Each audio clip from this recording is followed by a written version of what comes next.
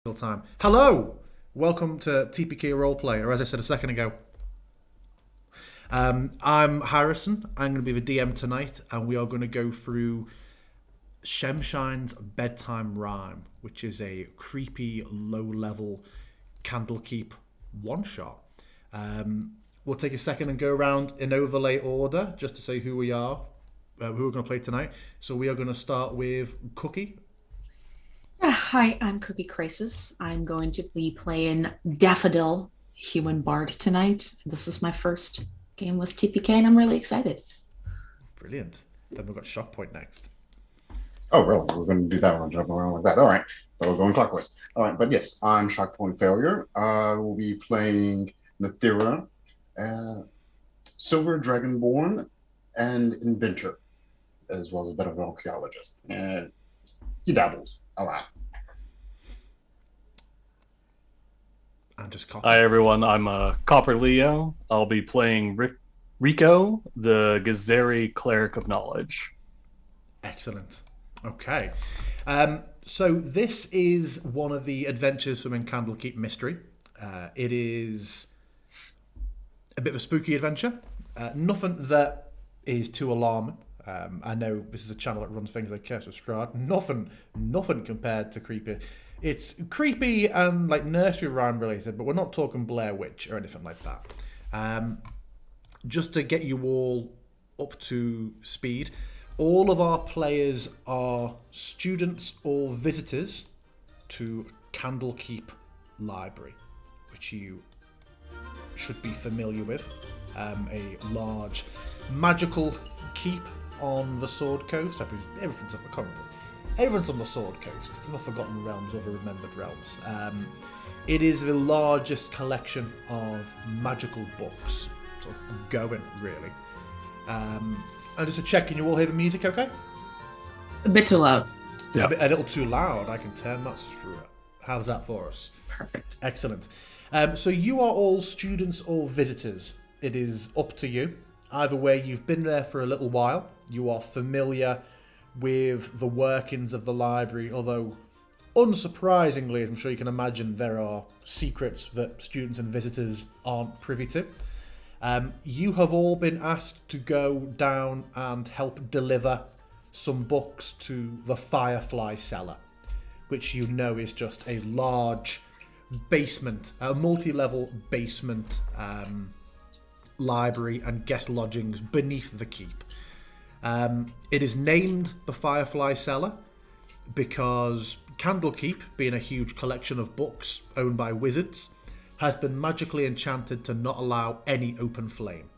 So most of the illumination is done just via drift globes or magic, or, as in the case of a Firefly Cellar, the use of fireflies, which are sort of bred and collected into glass orbs and used to cast very fire-free illumination. Before we get started, let's go around and have you introduce your characters. Shall we keep the same order? Can we start with Daffodil, if I throw some art of her up?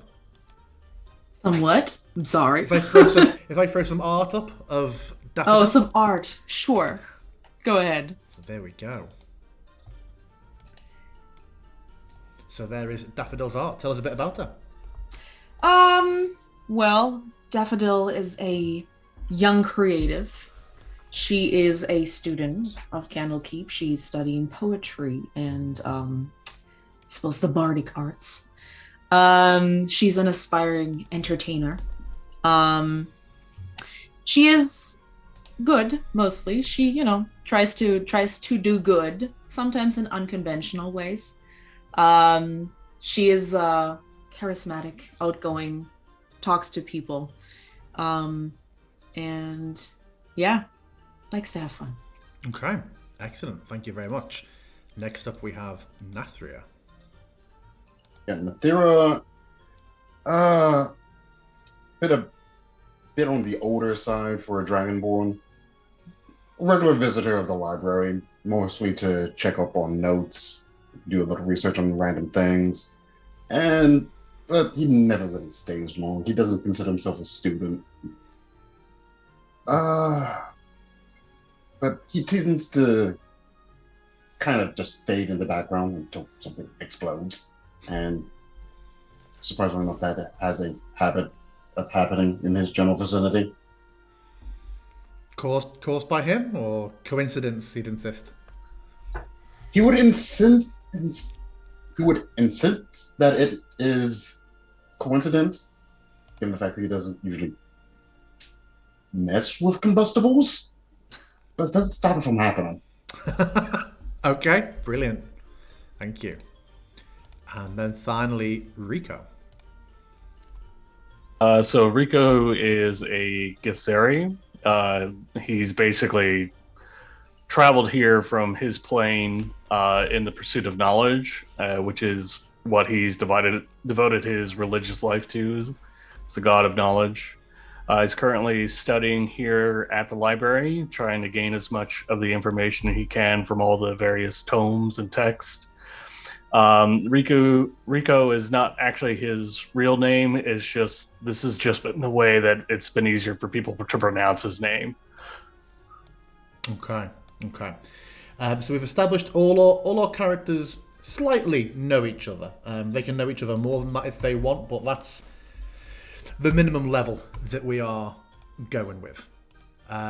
So yes, you've all been tasked with, if I take us through to Candlekeep itself, this is a portion of the library that you would be familiar with. It should be loading through on our stream here. And today you are going down into, as I mentioned, the Firefly Cellar. So I will take us through to that scene now, and we'll get started properly. So you may get a message saying none of you have a token on the screen just yet.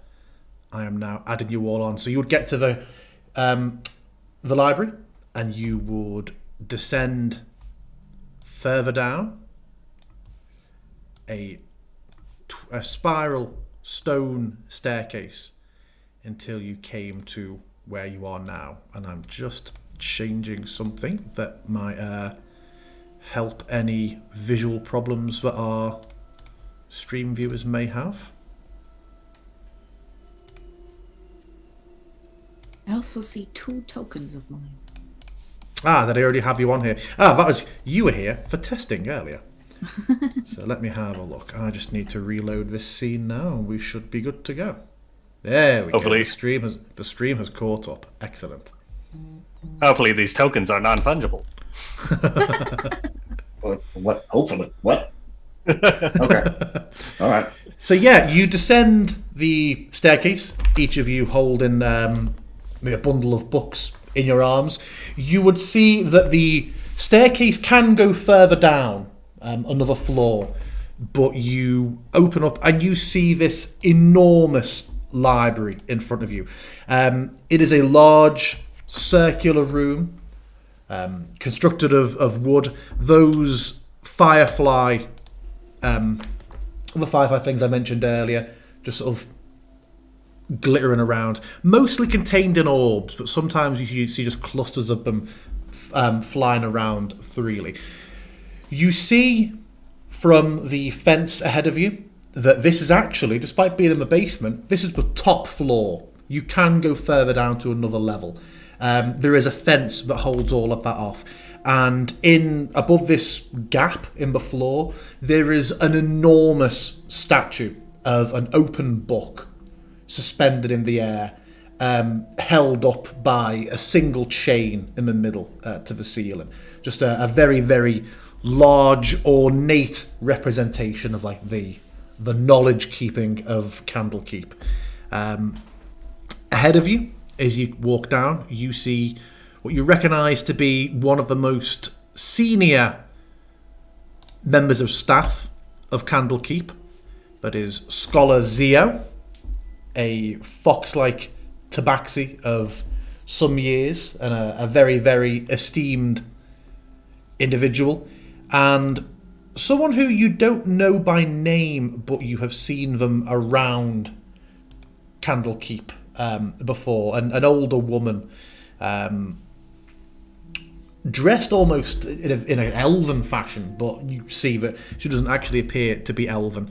And they are in what seems to be quite a relaxed conversation until you walk down. Zio sort of turns to you and sees you all and says, "Ah! Students or visitors, I see. Books. New books being brought down, yes? Who do we have here?" What time of the day is it? Let's go with 7:15 in the evening, because that's what it is for me. Good evening. We're just here to bring some more books. Excellent. We were requested to bring books down, Scholar Zio. And Rico will kind of just bow. There's a very dry air about himself. Nad's probably in the back of the line, and he's a bit busy with the books, but he just stays quiet and just has to load the ass up. That. Good. Well, yes. Have they been sorted yet? If you don't know, that's fine. The books, maybe. Do they all have little red and blue labels on the spines? Do they? Do they? They do not. They have not been sorted yet. Good heavens. Very well. Just deposit them in the scriptorium downstairs, if you would be so kind, please. Varney, you're doing marvelous work in renovating the cellar basement. Absolutely stellar work. I can't believe you got that statue back up so quickly. I will ensure to it that your funding continues, and I shall wish you a good day. And he steps past you. Oh, sorry. You're very aware that he could have just waited a moment for you to step through. He doesn't seem to be doing it out of aggression. It hasn't occurred to him to wait, and he sort of awkwardly squeezes past a couple of you and goes back up and disappears up the stairs, leaving you with the scholar who you now know is called Varney. So he told us to put the books somewhere. Do I know where that is? Further downstairs, yeah. So the staircase you came down did actually carry on. Continue. Further, yeah. But Varney will say, "You have carried these books, I would imagine, for some time, and over our many flights of stairs. You can just leave them with me if you would like." And you see that she looks to be rather elderly, but it is possible to pass the books on to her if you would rather. My apologies, Mistress Barnya. Oh, just scholar. Scholar Barnya. But Scholar Zio did instruct us to deliver these downstairs ourselves. And I intend to follow the instructions I was given. Very well, yes. I have, there is a visitor somewhere up here I should probably check on and see how her research is tending. So, yes, by all means, carry on your way. And Thank yeah, you. she will Have a good evening. begin to drift. Oh yes, and you, of course.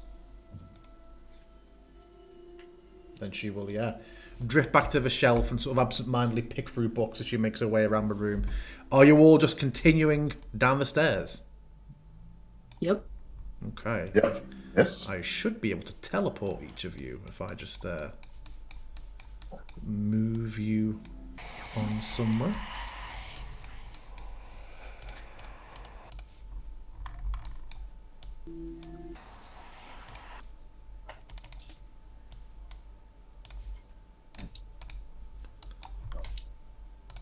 Okay.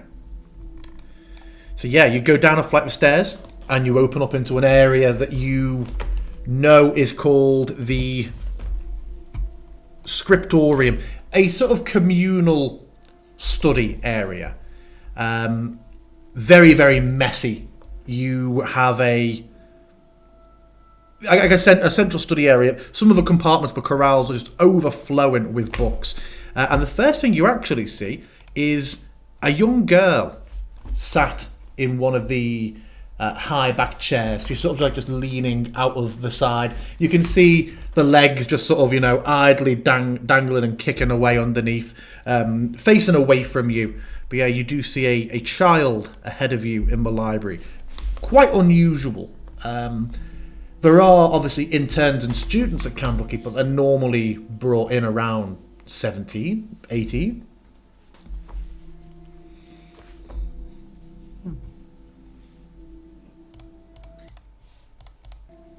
Well, is there any, I don't want to say designated area where you could sort books? Yeah, but is it only the child and on that chair that you can see? Yeah, and the child is at what would seem to be the designated storage area, sorting area for the books. Well, then I walk onto the child, towards the child, and just go there. Good evening. We're supposed to bring these books down here. Oh! You just see her just startle and almost like roll up the chair and disappear around the corner out of sight. And you hear, Dad! Hold on. And a man sort of pokes. I was just saying, freshmen were getting smaller every year. This man sort of pokes his head around the corner. Quite a somewhat shabbily dressed man, slightly, compared to like all these illustrious wizard robes and fancy elven garments. And wizards are often very ostentatious, and some of the best in the world are here. So you're constantly sort of seeing stuff where you think ridiculously impractical as people are walking by. This guy could be a blacksmith or a baker. He's just very, very normally dressed. He's holding a couple of books. He's like, "Oh, it's just Candlekeep people, Galeby. It's fine. Evening." And sort of just dips back around to what he was doing. You can just hear sort of books being sorted on shelves. Good evening. We're supposed to bring the books down here to get them sorted. Yeah, all right. Bring them over, I guess. I don't work here, obviously. just visiting. I just put the books on the table where the child sat. So you can, in Foundry, once you've clicked on your character, you can either drag them or use the arrow keys around. I would warn you, probably not, it doesn't really matter for this adventure, but I would warn you that if you go wild and go fully Chips Challenge, running around and trigger things, I will make it so you have triggered the things. There's no kind of, I wouldn't have if I'd known there were consequences. Should I be seeing something on the screen right now? Yes. Do you not see? It's completely black for me. Okay, let me just hit F5 then. And it should push an update out to you all. And then you should see where you are, Rico. Unless you've lost sight of your character, in which case if you press tab, it will move to the next character you control. Okay. I got it now. Brilliant. This map, by the way, made by the Mad Cartographer, through which I have no personal or professional affiliation whatsoever. That is a lie. So yeah, we see the study area. This man, and when you see the two of them next to each other, very, very clearly, father and daughter. And yeah, he's going through the shelves looking for something, while the daughter seems to be more just amusing herself. And looking up, you can see that giant book above you, that book statue sort of hovering imposingly above you all. Well, I put the books down. Yeah. Are you sorting them yourself, or is that your duty done?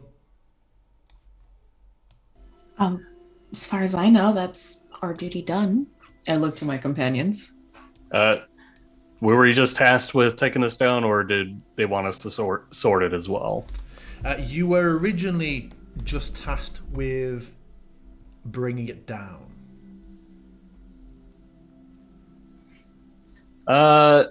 Rico is very thorough, so he's probably going to go ahead and spend the time to sort it.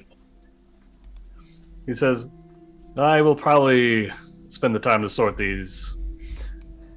I hope my presence here does not intrude upon your studies.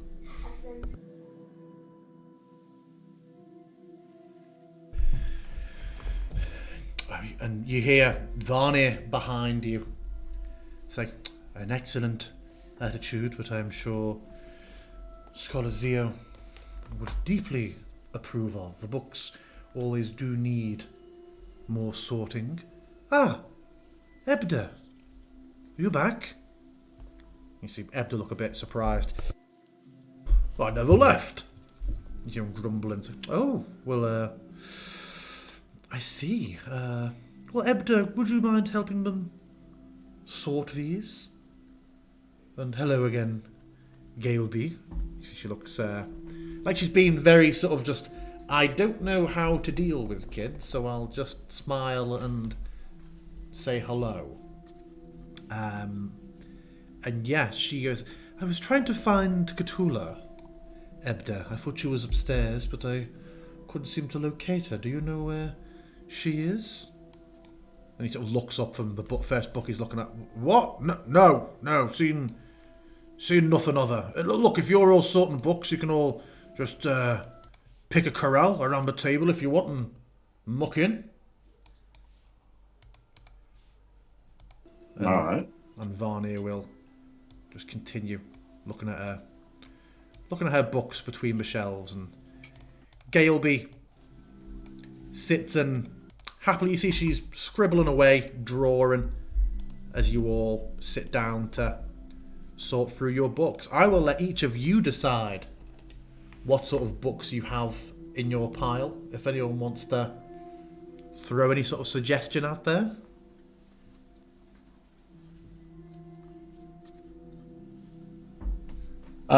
I'm going to say that Rico has a pile of books. Some of them are basically bibliographical in nature. So, personal accounts of people telling various stories from around the globe and stuff. And then just some occasional books just going more into like medicine and stuff like that.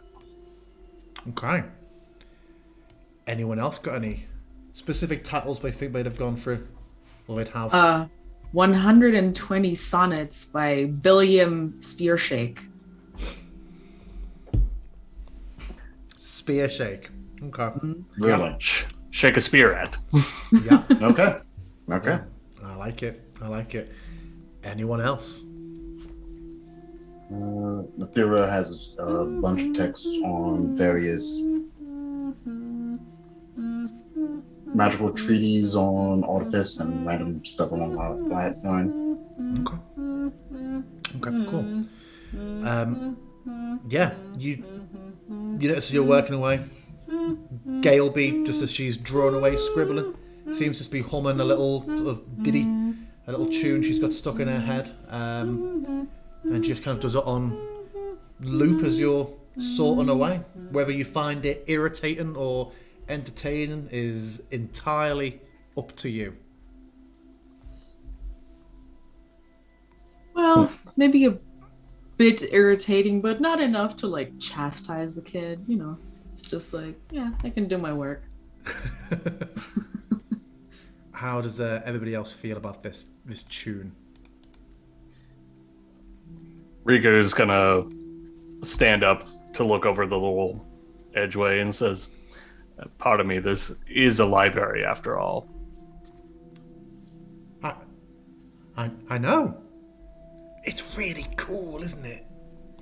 Yes, but it is also intended to be quiet so that people may read. Yeah? I know. And she looks at you like she's... This guy really just stating the obvious here. So if you would mind, I believe humming is not allowed. Oh, no, definitely not. No. You shouldn't. I am Was glad I? You were. Sorry. I didn't realize. I'm sorry. It's all right. And she looks quite put out and looks over to her father, who just gives her a bit of a, well, you were. He's like, forgive her. She's young. She'll her first time here, but no harm caused. We'll keep it quiet. The last thing we want is Hush coming out of her room and telling us off. She's a stern one, is Hush. And you would know, you would have probably all heard that Hush is just one of the librarians of Candlekeep, and she's quite strict. But yeah. So that's just not apologies. like me. Got it. That's what? Not like what, sorry? Oh, I said, yeah, so Hush does not like me. That's up to you. If you think that you've sort of butted heads before, then yeah, definitely we can say that you're on her radar as you've been officially labelled a disturber of the peace, to quote is it Frodo or Sam who said that? I can't remember. Frodo to Bilbo, I think. Yeah, but yeah, okay. So yeah, Ebda apologizes on his daughter's behalf and then turns back to the bookshelf and carries on with his business. And a few moments later, as he's sorting through his books, sort of facing away from you, Ebda, quite quietly,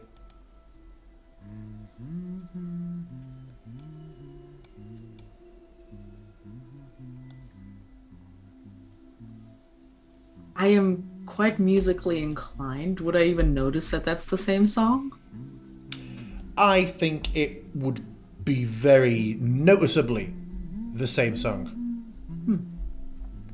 Slight variations. He's put his own little sort of subconscious flourish on it. The song seems to be stuck in your head, isn't it? I say to Sort of turns away. He's like, "Oh, I'm sorry. Was she doing it again?" no. Gailby, love. Gailby, come on. People are working here. I do distinctly remember it was a male voice, and you were humming. Yeah. No. Yeah. Really? I apologize. I don't know how that came to pass. No, I don't mind. Is there a new bard in town? Is it a new ballad? How did it go? I don't fully remember. It's just a funny little tune. All right. Okay. I'd like everyone to make me a DC 10 Wisdom saving throw, please. So if you're not familiar with how to do that in Foundry, you open your character sheet either by pressing C or go into the button of the three silhouette people at the top, and in there's a player characters folder, and in there's your character. Once you're in your character sheet, you have your stats across the top. You can just click Wiz, and it'll pop up and ask if you're doing a ability check or a saving throw. And we click on saving, I guess. Yeah. Normal, I guess. Yes, yeah. Unless any of you have any abilities built in that give you advantage or disadvantage on wisdom saving throws. Okay. Even though I add 6, of course I roll a 1.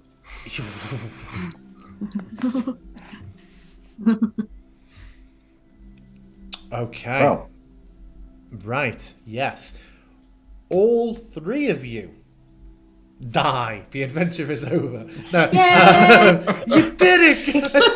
Thanks for joining, everyone. Yeah. Explode! So we'll go around, we'll say who we were, who we played tonight. No, so each of you all have the tune stuck in your head, you find. It might not be immediately apparent, but you are all humming it, or singing it, or whistling it under your breath. This has escalated this is the quickest I've had this escalated. You after a few minutes of this, and you can go into this if you want to, but you are sat here, and at the very least, if you don't want to do it as a players, that's fine. But you do have father and daughter just singing along, almost harmonising together, and you all feel inclined to join in.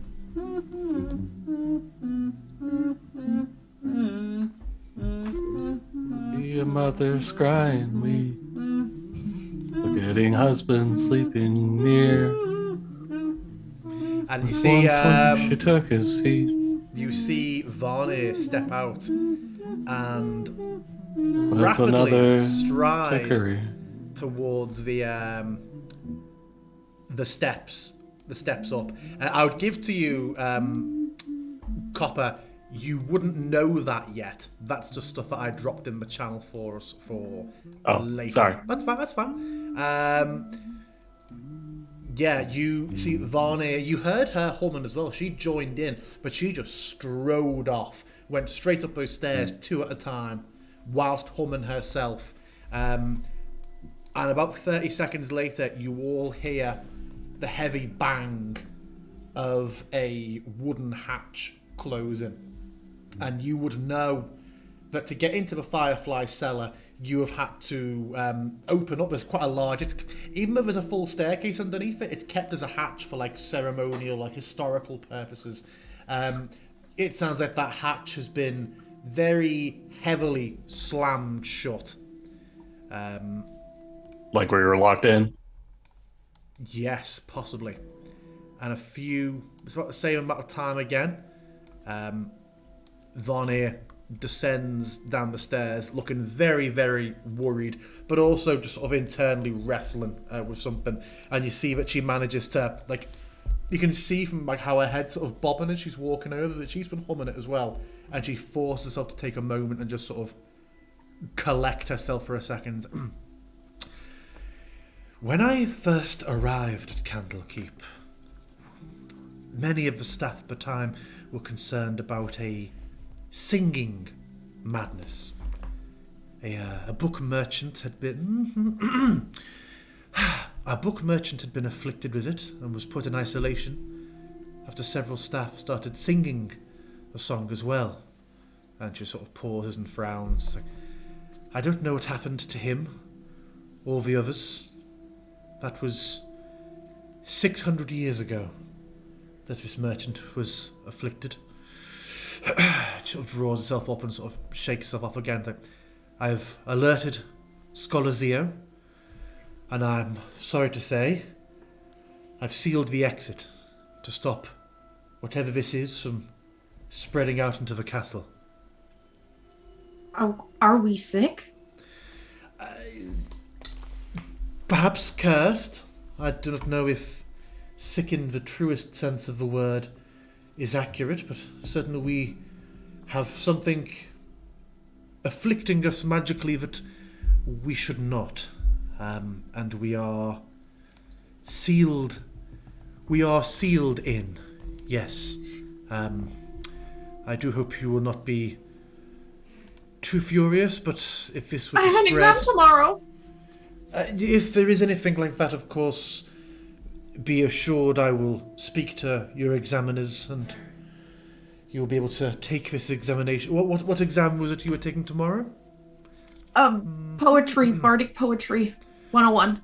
Bardic Poetry 101. That sounds marvellous. I'm sure that you will be able to resume your studies just as soon as we get to the bottom of this. Did any of you bring or read any books that contained... You were sorting these books, and it only just started happening when you were going through these books. Did any of these books have anything about songs or cursed music in that you were sorting? I mean... Sorry. Most of my books are about lyrics or song, but curses? I don't think so. I see. How about you two? No, nothing about music or lyrics. I carried some books about some biographies. Perhaps one of them makes mention of such things.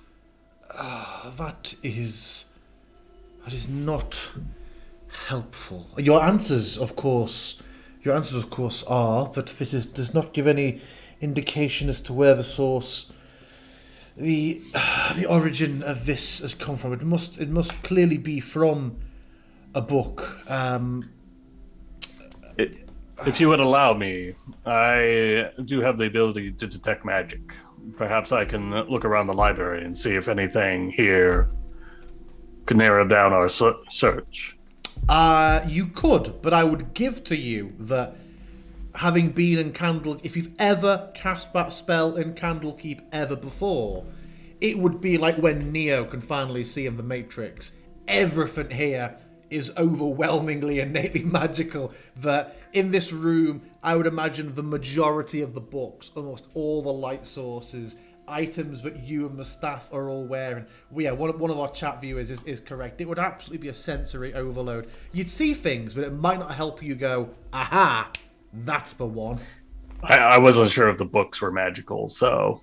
You would have some mundane and some magic. There will be spell books and spell tomes stored away in here, but you would also have very, very mundane books. I would say it is probably 50-50 for all of Candlekeep.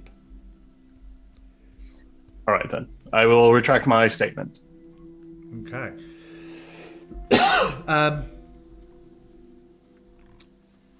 They all look. Galeby starts crying and sort of hugs into her dad, and he's like, "I don't want to be stuck in a I don't want to be stuck in a library." And she does that very child thing of her upset, just sort of like exponentially increases on itself. She just kind of gets upset, and the second that she's humming about the thing that has gotten stuck down here, she is near enough in hysterics, which I have been gracious enough, being a parent myself, not to record any sound effects of just screaming children to play down your ears on this nice Saturday evening. But rest assured, thank you. Yeah, rest assured, she is crying in the way that a hysterical 7 or 8 year old can do. And Ebda is just like, come on, let's go to bed. Let's get you to bed. It's evening anyway. It's around your bedtime. And he sort of, if any of you sort of look a bit odd about it, he's like, there's guest rooms downstairs. We've got lodging in. I shall take her to bed, and I shall be back very shortly. We'll try and get to the bottom of this. And he will take her off down to the guest rooms where they're staying in the basement, leaving you with Varnir. Can I make an Arcana check to determine if this curse might have some evil intentions or origins? Yeah, go for it.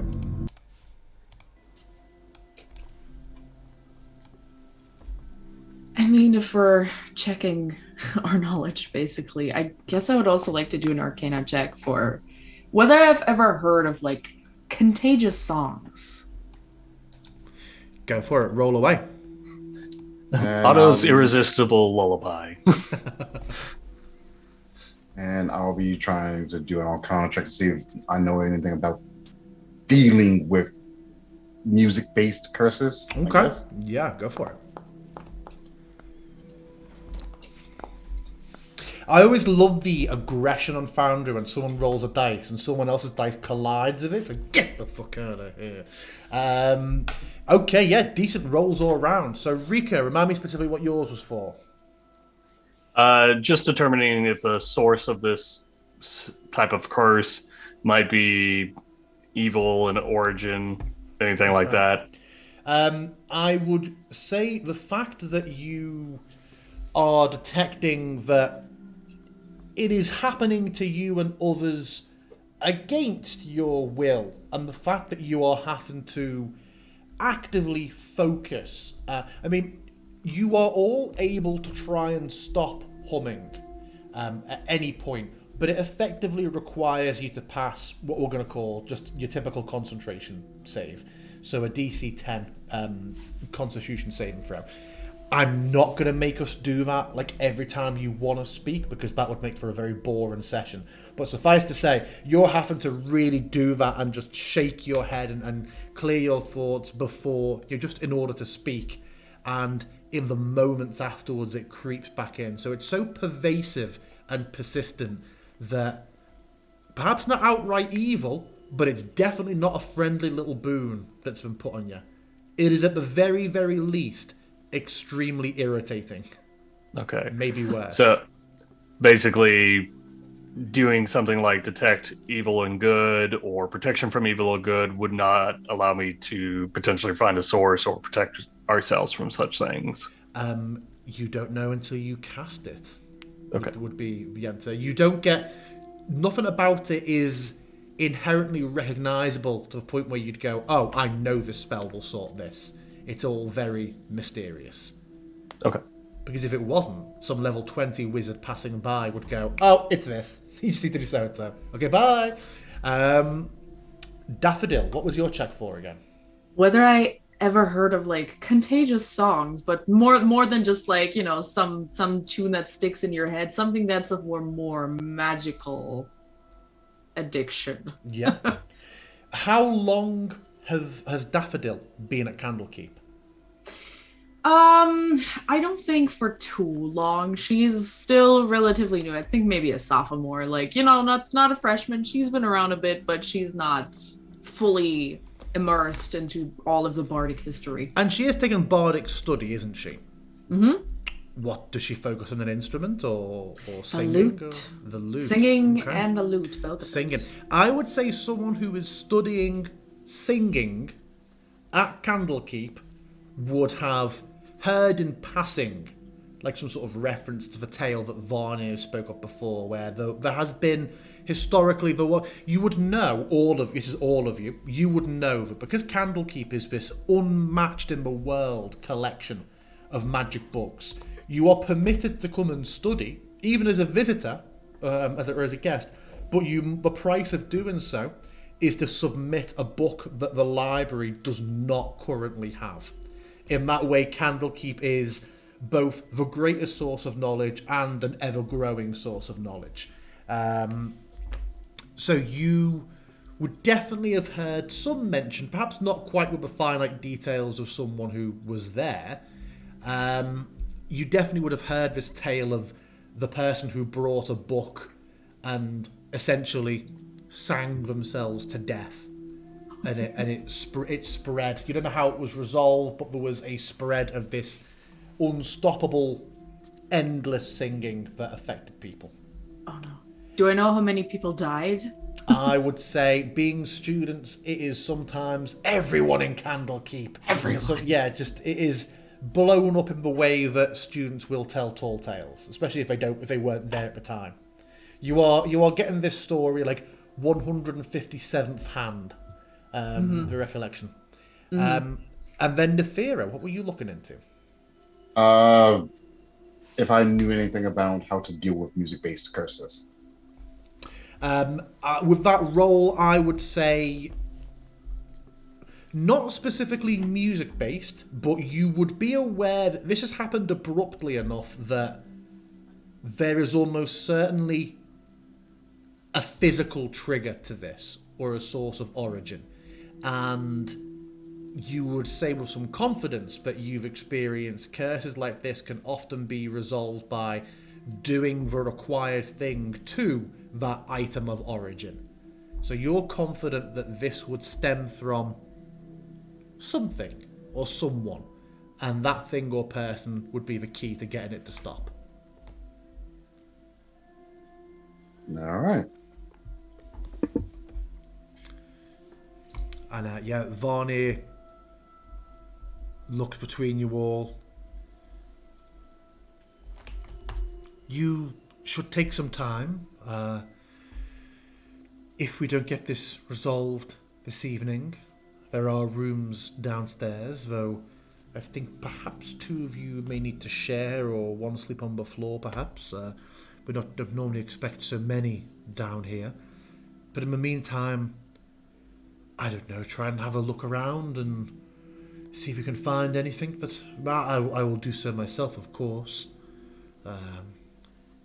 See if we can't get to the bottom of this and get it resolved so we can all hopefully be back in our own rooms by bedtime, yes? Agreed. I vote that the other two share the room. I can sleep in the floor. It does not I bother me. don't. I've slept in worse conditions. Okay. And Varney just...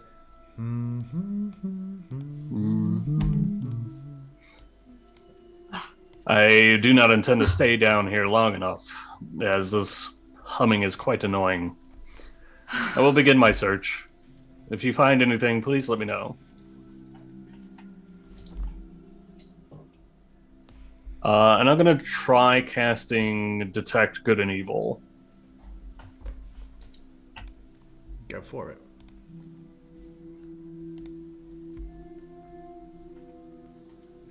So at the very least, it would let me know if there's I could see a place or an object within 30 feet of me that's magically concentrated or desecrated.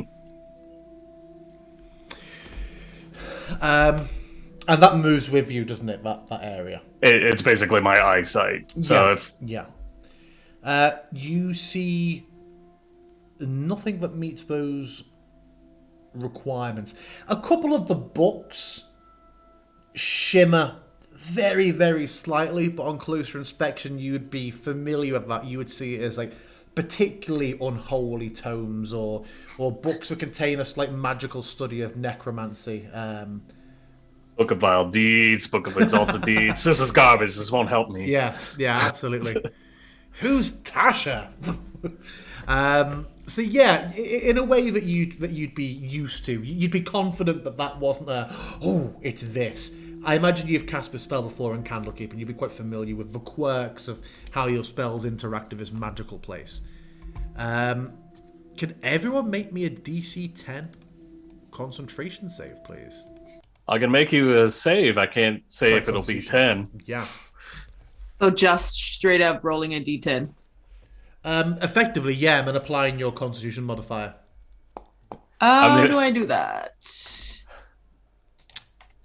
If you go into your character sheet, basically what you did before for Wiz, this time just click con, and then normal. Unless any of you have Warcaster, in which case you get to do so with advantage.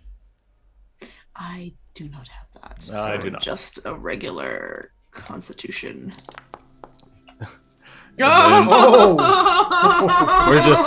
We're just high and low today. I died. There's no in between. Yeah. I would like a volunteer to roll a d6, please. Sure. You will see underneath the chat log, from the chat box, you have one of each die. You can just click the square and then click roll. Okay.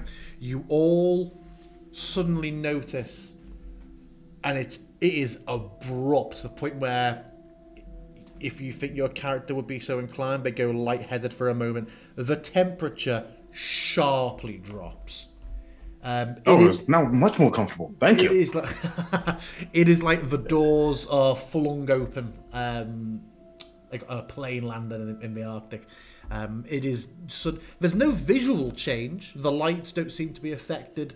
There's no sort of like frosting or snow appears, but the temperature just takes a nosedive. And you will feel it. It's suddenly about like a degree or two above freezing. I love that you actually reached for a jacket. Yes, it was right there. She's got the Day-Lewis has got nothing on this. She's got the barred varsity jacket. Yeah. Yeah, it says Candlekeep on the back. It's basically cheerleading, but the professional. Go Candlekeep. But yeah. Whew.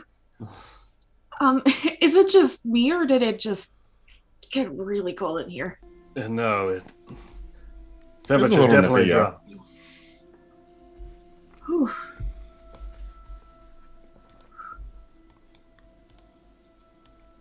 After a few moments, Ebda comes back up. It's like, you see, he's just sort of rubbing his arms. He's like, what did you lot do? We didn't do anything. Why has it got so bloody cold?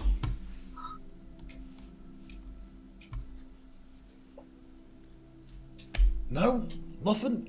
There's no windows. It took me long enough to get her settled, and then no sooner she tucked in and finally drifting, that the arse falls out the temperature.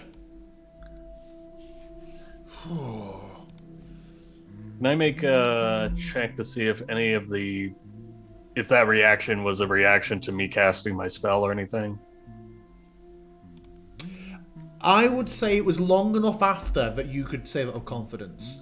It was a good, in the course of a conversation, it was a good couple of minutes. Do you think you would have moved around with the spell up? Yes. Yeah, I don't think you'd need to roll. I think you'd be confident that that wasn't a direct response to the spell being cast. Okay.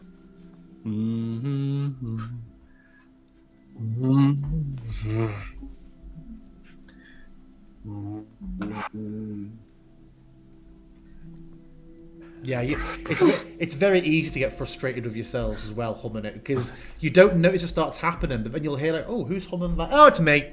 Great. Like, it would keep happening constantly. Rico would definitely be annoyed that he's humming.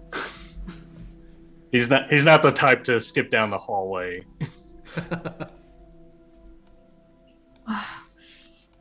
This is annoying. We need to do something about this. Perhaps we should just begin to search for tomes. As Scholar Vinra said, there might be a tome here about music or curses. I think I would like to cast Comprehend Languages to go to get the entire library's worth of every book that I could possibly read, even if it's not in my language. So I'm going to assume we're going to need to make investigation checks then. Well, as you're moving to do this, you hear like a voice from above. Just hello? Do you? Yes, you. Do you all work here? I cannot seem to get out. We're kind of locked in. See a elven woman sort of looking down from the top balcony towards you all. Holding a couple of books under her arm. She said, why is this we are locked in? I have dining plans this evening. There's a small magical contagion going on. Basic quarantine. Magical contagion? I guess I shall remain up here away from you, yes? Out of curiosity, has there been anybody humming or carrying a tune randomly up there? And there's only been me and Scholar Vonier was up here earlier.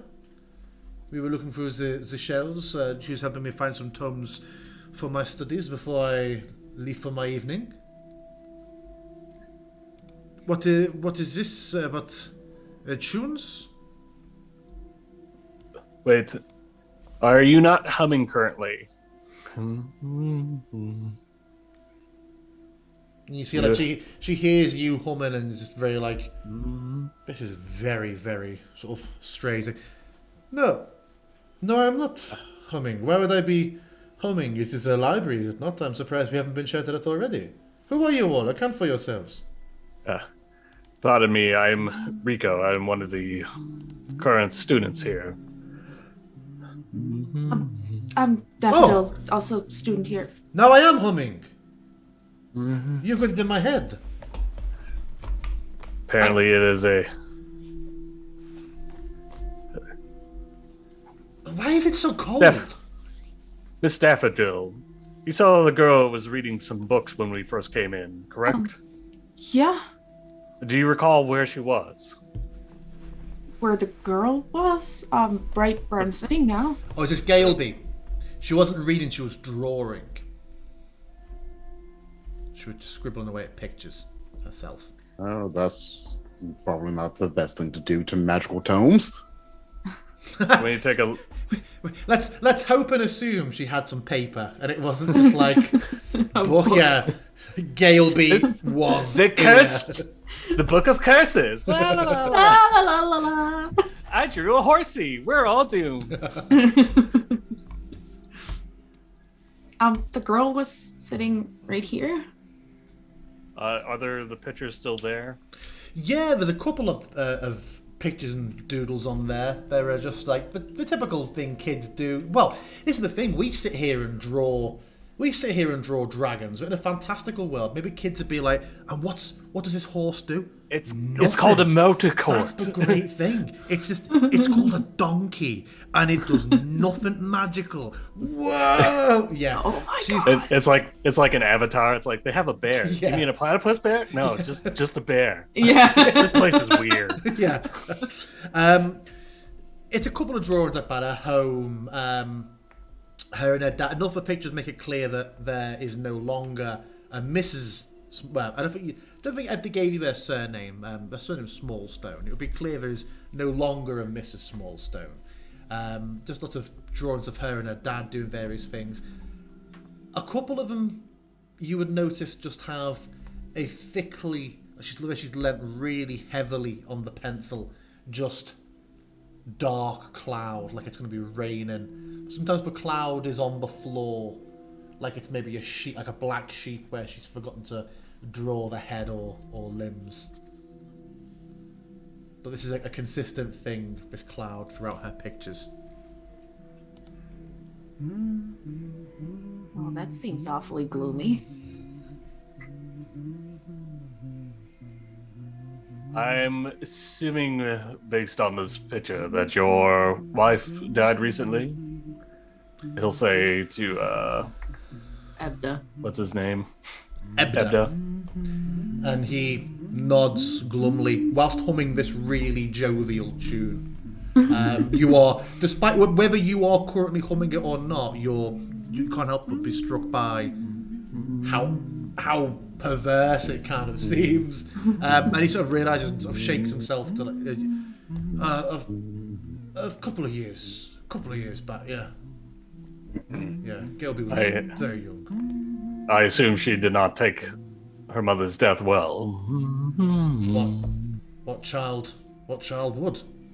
But she dealt with it commendably for her age.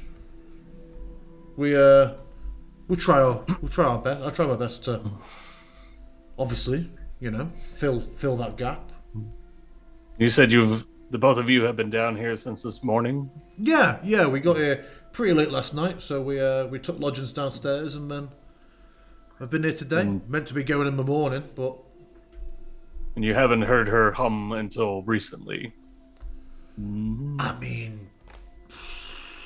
I don't think he's thinking about it for a moment. Yeah, sorry. I don't think so. No, I didn't really notice it until you pointed it out. Before she started drawing, were there any books or anything that she was looking at? And like while still humming, he just kind of like even like the pile of books around you all, he almost gives it like the "what are those?" sort of. You have some. It's more. Has she been drawing for a while, or did she actually read anything? Varney.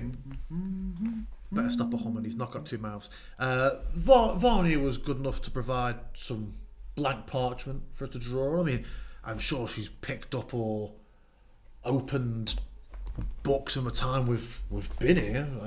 It's a lot of them are very, very bright looking. The scholar told me the dangerous ones are deliberately kept on the higher shelves just in case kids do come round, so she was safe to open her books and sort of immediately looks at Daffodil and goes, "If that was a neck crack, that was very impressive." Oh my goodness, did you hear that? Yeah. Your Zoom settings had all sorts of different sound suppressions, but it didn't have dislocating my own skull suppressed. Yeah, I guess they should implement that. It was a neck crack, actually. Yeah. It was either that or Taco Bell. So, yeah, very, very impressive. So he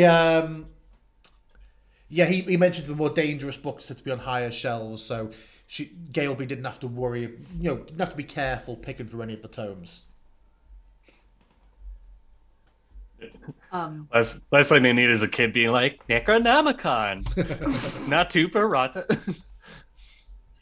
What are you talking about? The Necronomicon's perfectly fine for a child to read. Daddy, I made a gate. To hell. Yeah. I found mommy. Oh God. Plot twist. Sorry, I had to. Oh no. I would like to take the pictures and go over to Galeby. Galeby is downstairs. She's been taken down. Oh, she went downstairs. She's been put to bed. Oh, okay. Then I won't go to Galeby. I won't go to her bed like, Galeby, wake up! It might be necessary to wake her. It seems that maybe this... eventually. It's like when Homer bursts in a hockey mask and the brownie's like, Galeby! The door flings open to the north, a room you've not yet been into. What is the meaning of this? Oh no. This is meant to be a library. Oh no. And all there is chitter and chatter. This is not how it should be. This is Candlekeep. You will be quiet. Or each of you, if you are a visitor, you will not be permitted back. If you are a student, are you humming? Why I am admonishing you? We are under a curse currently. Under a curse currently? What is this absolute absurdity? Where is Vani? Where is Zio? I will have words with them for this. What are your names? Each of you, give me your names. I am Rico. I'm Daffodil. And Nathyra is hiding behind the desk. Okay. Did you say Riku as your name? I said Rico. Oh, okay. I was like, ooh, a deception roll. Nice. And as she stood there, like hands on her hips, glaring at you all, you notice that she's humming the song. And she said, "This is a library, a place of study, not of frivolity." Now, excuse me. Having trouble speaking. I'll be back. This is far from resolved. Absolutely. A magical center of study. Absolute end of my day. Just goes back in and slams the door shut. How many more people were down here, I wonder? Is she gone? Yes. All right. Well, this is getting out of hand. Very quickly, I might add. Yeah. And you hear from above like, "Oh, I'm sorry. Did I stop interesting you? Can you explain how and when we are to get out? I have reservations at the Farunian Arms. I have waited 8 months for this place. I cannot miss dinner." I'm afraid you might have to wait another 8 months unless we can find the source of this curse. What needs to be involved to find the curse? I must get out of here. I don't do well to be confined. Well, we can't get out. I have an exam tomorrow, and I guess that's canceled too. I believe we need to speak with the daughter. It would seem the curse started with her. Perhaps she found something that started this.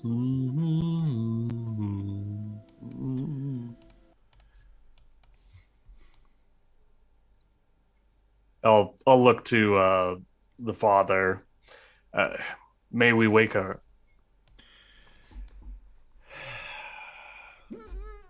And he sort of stiffens up and just fully falls to the floor on his side.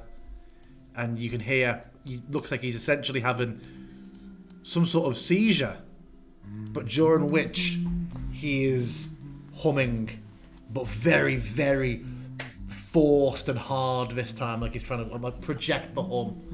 And he is on the floor. Can I make a medicine check? Absolutely. That's not good. Since I was just looking over medical tomes, can I get advantage? You can, yeah. What is wrong? What is wrong with him? What is happening? Is he dead? Well, he's moving, so I don't think he's dead, but he seems to have some kind of seizure. I will come and let me come and assist. That's a 12. A 12, okay.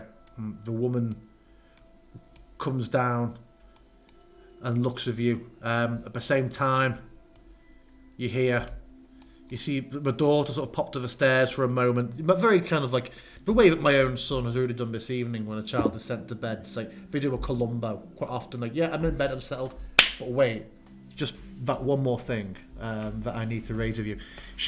You see her appearing, and she cries out and runs to her dad, and the whole thing's just becoming a little bit messy, that all this is going on, and he is, yeah, with do you say it was a 12 or a 15 in total, your medicine? 12.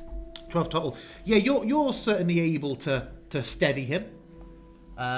You aren't able to bring him out of what is happening, but you're able to make sure that he isn't causing himself any further injury or distress. The daughter is definitely more distressed. As you help him, is it safe to say that you would invariably touch him at some point whilst you're going through this, Rico? Probably on it, without thinking about it. He is icy to the touch. Absolutely much colder than the air around the room suggests. I guess I would also notice that I wanted to say if there's like a pillow, like seating pillow or something like that, would get that and put that under his head. Yeah. So. The stern librarian comes out as well, and she also sees what's happening, and she goes around the bookshelf and tries to comfort and console the child. And you can see there is certainly some sort of familiarity, or very, very, slight pleasant relationship between this librarian and the child. She's obviously a bit of a fan of that, despite being a child in a library.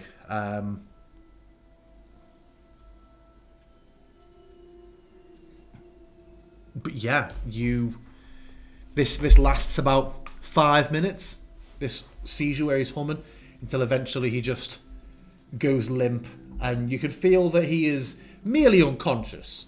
His breathing is immediately noticeable, but it passes and he just falls unconscious. And the room, though it didn't really seem possible for, managed to fall even slightly colder. All right, now it's uncomfortable. He's unconscious, but alive. Miss Galeby, have you recently read any books before we arrived here? No. Well, there's lots of books here. I've looked in some, but a lot of them have very, very small words, or a lot of words, not pictures. Have you seen any that maybe had lyrics, musical? No. And none of these books stood out to you in a odd fashion? Odd fashion? I don't get what that means. What's odd fashion? They strike you as weird or odd. Well, lots of the books here are weird. There's books that are just about... There's lots of history books, and that's very weird. Why someone would want to read so much about history. I'm gonna roll an insight check, trying to gauge if she might be trying to hide something or anything. Yeah, sure. Oh, you roll that, okay. That's a solid roll. That was a 24. Yeah. Because, children are off to say, like, I don't know what happened. She definitely looks as if she's being vague and evasive in that way that a child who's like, I don't know if I'm in trouble. I can't work out if I'm in trouble. Therefore, obfuscate, be vague. She's definitely like, this is a bit of a, do they know that I was thinking of looking in the cookie jar? Would that get me in trouble? I don't know. She is definitely being vague. What you don't detect is any sort of like sinister, haha, these fools think I'm a useless child sort of element to it. Yeah. I would take the pictures that she drew and I would go up to her and like, hey Gilby, I saw these pretty pictures that you made and I was like wondering, do you often draw black clouds? I didn't draw them. You didn't? I drew the pictures. Did you draw that on afterwards? No, I found them like this. Oh. Why? Why would someone draw my pictures? I don't know. Oh. It's weird. With my 24 insight, does that seem like a genuine response from her? Yes. Okay. So, well, I shouldn't. Well, you can keep them now. But I guess next time I'll have to keep them with me. Did I see her drawing the black clouds, or did I see just any random? Do you know what? drawing? I'd say the fact that you were all in your own corrals while she herself was sat in one, I don't think you had line of sight Yeah. at the time, unfortunately. Yeah. Well, let me ask you this, because I did say I stood up to address her. Would I have seen the pictures? Because I was sitting, I believe, next to her. They possibly would have been in your line of sight. I don't know if that's something that would have stuck in your mind at the time as being relevant. Let's roll an intelligence check. Would it be intelligence or wisdom to recall? I think it would be intelligence to recall your memory. I'd say if you get higher than a 12, then yeah, than what the state of, because I had a lot more than wisdom. Do it. I think the recollection of events, given that all knowledge and history checks are tied into intelligence, I do think it would be in.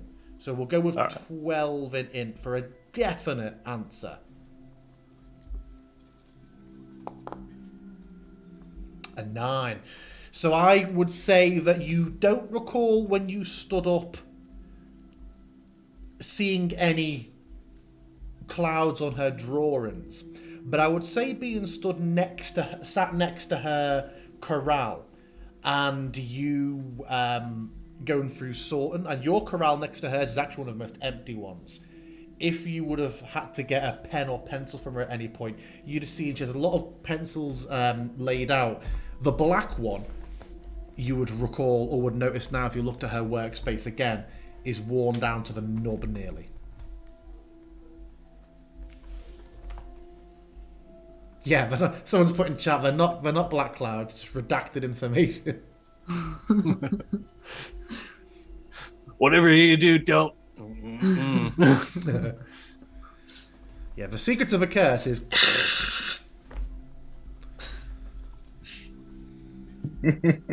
Okay. Everyone make me a DC 10 Constitution saving throw, please. As Ebda lies there unconscious. Galeby joins in, and Hush begins to join in. You all manage to stave it off yourself this time. You feel it coming, and then you manage just to force it off. But then you also all hear.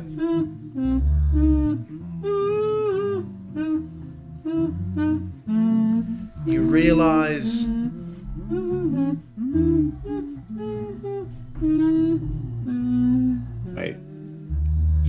there is a deeper, echoing voice, not from anywhere near you, that is also singing. Can anyone else hear that? Yes, and I don't like it. That's a pretty bass. Can I? Hello? Is there anyone here?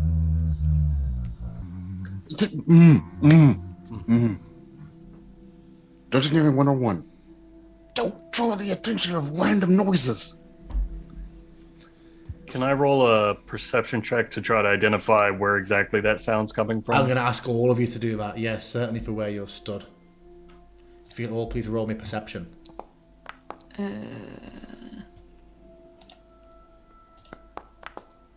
It's 24. Oh my god. Nice. Everyone. This has been like a hustle. This is like the pool hustle in Fresh Prince. Everyone's like, "Oh, I'm rolling so bad. And suddenly, when it matters, it's like, break up these rolls. Let's go. You all recognise that the sound is coming from the open doorway that Hush emerged from just a minute ago. Oh god, it's so deep. That's from the north door? Yes. Oh. So what I forgot to tell you all, new to Foundry, sorry, if you click and hold with left click on a location, it will do a little ping with your name that everyone can see. Just in case you're all trying to highlight things as the adventure goes on. Oh. Ah, ooh, that's cool.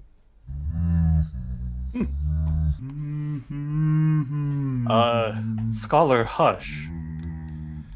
Is there anything in your quarters No? that you've recently brought in? No. Let us go and check now.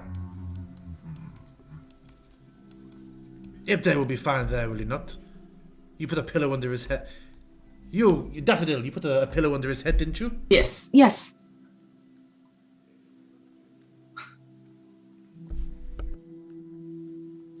Aww. Oh no! He was hovering at the edge, and when he's very good at me having D&D time, he's like, "Am I not allowed to hug you? I'm never gonna go. No." It's like, That's so adorable. so brief intermission there. So Hush will lead you, I say lead you. She will stride ahead, grumpy, into a small room with a few different writing desks. From the layout of these, it would be clear to you this is where some books are transcribed. They're like those holders where a source book can be propped up and read, and then a copy of it can be written out. And you can still hear, even within this room, that much deeper version. I would give Rico with that roll, but it sounds like it is coming from somewhere in this vicinity. It's not in the just immediate part of the room. It sounds like it's coming from round a bit in a corner. And there's a door here. There is. Scholar Hush, what's behind this door? Oh, this is just where the fireflies are bred. Fireflies? Yes, they illuminate. They illuminate a great degree of the library. There is no open flame here, as you know. May I? Gesturing to the door. It is locked, and she just reaches in and throws a key, very, very absent-mindedly to you. Yes, of course, go in. It is only locked so that the protein is not stolen for the maggots, you know. I'm gonna unlock it, but Yeah. rather than open it by hand, after I unlock it, I'm gonna take a step back, and then I'm gonna use Thaumaturgy to open the door. Yeah, the door just flies open. You see straight away a large number of glass vials and smaller tanks in there, stacked on shelves, floor to ceiling. That clearly has like different developmental stages of fireflies. There's a bit of a musty smell in here. You can imagine that the grubs are obviously living in almost like that sawdusty. They do that weird things. I don't know any reptiles, but I know that if you have like the worms and stuff, they tend to like. Cool, my bedding is also my food. That they just roll around in. There's definitely like a smell of that. That's probably why there's an extra door in here to try and stutter the smell out a little bit. There's boxes and trays of sort of nutrients and food and spare shelving. Yeah, it just seems to be a bit of a very bright, rather beautiful, if not smelly, storeroom. I suggest we investigate this area to find anything. Maybe Specifically where that door. fresh perception checks, please, everyone.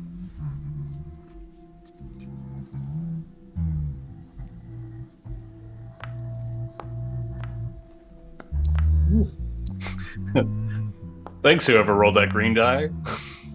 I should check as well. What I didn't mention is we had a couple of contributions to chat early on.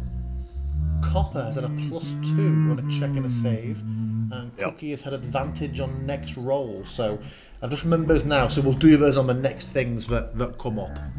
I haven't been using that +2 yet because it's basically been like I either roll a 1 or I roll an 18. Yeah, we don't play it on the next one, but I misread earlier, so we'll keep it stored for when you think it's going to be useful. So Rico, your perception then, opening the store, standing in the doorway, you know the sound is coming from directly behind you.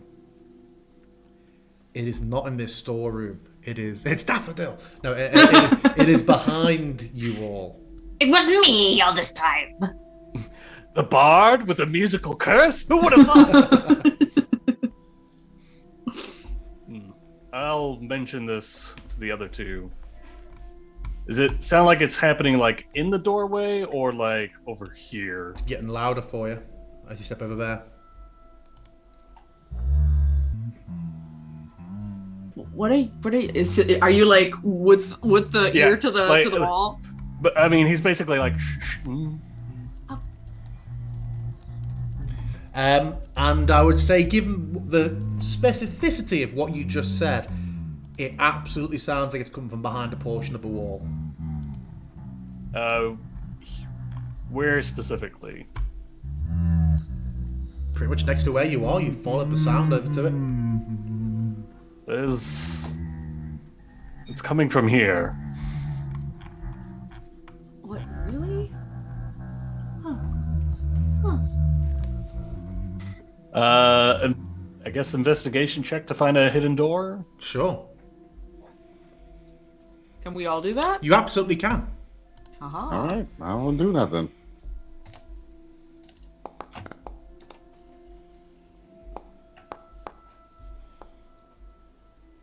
It's a session of extremes of these rolls, isn't it? Daffodil and Rico, you do not manage to find anything. Nathyra, as you're sort of crouching down from him taking stock, you notice on the shelf a slight, the opposite of a draft, I guess. It's so cold that you notice a slightly warmer current. And looking, you see there is a bit of a crack in the stone of the wall at the back of the shelf. Do you investigate it? Do you go to open it, or do you just note that it's there? This humming is getting on my nerves. I'm going to start poking around at this particular spot to see if I can safely open it. It looks like once with a little bit of encouragement, the stone does slide away. And you see that there is a compartment or an alcove behind. A bit of a nook, sort of 5 feet across, 5 feet deep. And you see there is a pile of bones in there, atop which sits a skull. The skull is moving as it hums the tune. And as this happens, the tune continues to tug at each of your minds, willing you to intone its sequence of notes. The notes take on the shapes of words that you're certain you've never heard before, but are somehow familiar to you as lyrics. And this is where the handout I shared with you all before the session. You are now aware of the lyrics of this tune, And if you wish, and if you are comfortable doing so, you are encouraged to sing instead of hum at a portion of it at any point where you're failing to not be singing or humming. If you'd rather hum and just say you're singing, or if you're not feeling inclined, we can just say it's happening off camera. It's whatever your comfort is. But you now all know the words, and your characters are singing them. But yeah, the skull continues moving. So we all see that, or just Nathyra? Well, was Nathyra attempting to conceal it? He wasn't trying to draw attention to it just yet. Okay. But he's not trying to conceal He just it pushes the skull back and closes it. Go to sleep, go to sleep, go to sleep, go to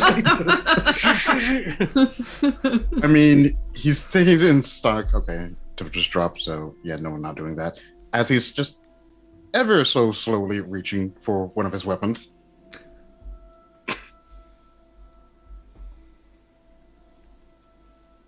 Do we see him reaching for a weapon? I would imagine you're all stood 5 feet away from each other. You're all actively looking around. I can see a situation where if you're stood up feeling at the wall, you wouldn't notice that he's opened a compartment up. But I imagine once a weapon is being drawn, you'd probably notice something's going on. Is something the matter? Well, we might want to tag on the possibility of undead to this curse. Undead? Well, what else are you going to call a moving skull? One moment. Moving skull. And he points into the chamber, like scooting a little back so they can see. I'm going to take a look in there. Same. And I would like to roll a religion check. A religion check, okay. What is it you are looking to, or you're hoping? You know what? I don't think it matters. No, what were you hoping to? It was to more find? like, it was more trying to learn if like this was actually like undead or necromancy, or if this was just some sort of spell like animating a skull versus like. The song won't get out your head. You know what you're wanting to do, and you're trying to give it a thought. But now that these lyrics are forming, you're trying to think through what you want to do, and the words are just getting in the way. It's really, really difficult to focus on this. See a mother silently See a mother forgot her silently husband sleeping. Forgotten husband. Oh, God! Dude. Eh, Gods! Okay, all right. Just have to focus here. Does the shadow have a name? Shemshine. Causes grief. Avoids the blame. Shemshine. Okay, all right. It's so hard to concentrate. Yeah. Oh, that is contagious. Yeah. Okay. Do any of you know anything about necromancy? I feel like You can't just ask someone if they know the secrets of a necromantic art. Hey, do you got any illegal substances? My knowledge of Well, we're out of necromancy college. begins and ends with burn it with fire. Nathyra, as you're sort of looking at this and your visions adjusting more to the dark, you would see that inside the skull's mouth there appears to be a piece of parchment. Well, I'm already got a dagger in my hand. I'm going to go ahead and start fishing that skull out. Yeah. Because I don't want to touch it. No, it doesn't, and it doesn't try to attack or do anything as you do. It just seems to be repeating this hum, which is very, very loud as it comes from this. It doesn't help that it's obviously unnaturally loud, but it's also like doesn't help it. It's in a bit of an echo chamber to start with in this little box.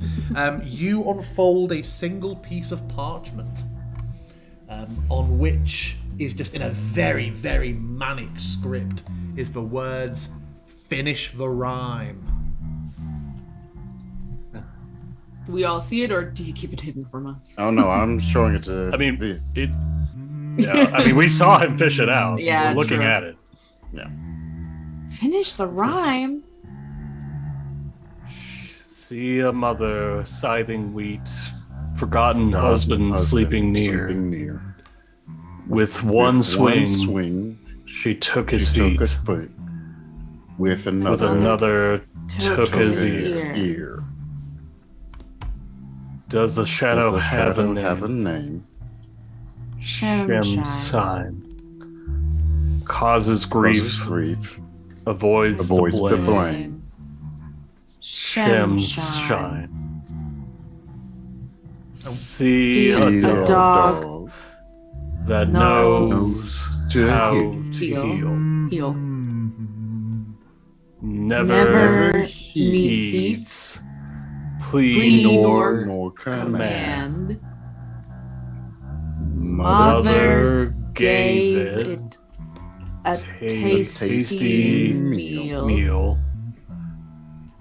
Dog chose instead to eat her hand. And were you to take the rhyme through to its conclusion, you'd get to the point where the lyrics you know end, and you all find yourself humming for what feels like the amount of one more verse. Like there is a verse missing in your head. Huh. Does it mean that we can... All these lyrics have something to do with great tragedy. A mother cutting wheat for not seeing her husband and taking his feet and the ear off. A dog biting its owner's hands. And then a son washing clothes by the river and falling in and drowning. So are we supposed to write a tragedy in a cross rhyme? I have to wonder if whatever tragedy we write has to belong to this thing called Shemshine. I think it's more we need to find the missing verse. It feels already complete, so there might be some records somewhere. Does the shadow have a name? Causes grief, avoids the blame. Maybe this is a riddle. Does the shadow have a name? Maybe the last verse As I is... hear the woman humming, I look back, is it Husk that's humming back there? Yeah, Hush is there, just sort of like taking it all very seriously, but also humming along. And like you're looking, it's like, what? Oh no! Yes. Can I do a history check on the name Shemshine? Yes, you can. Yeah.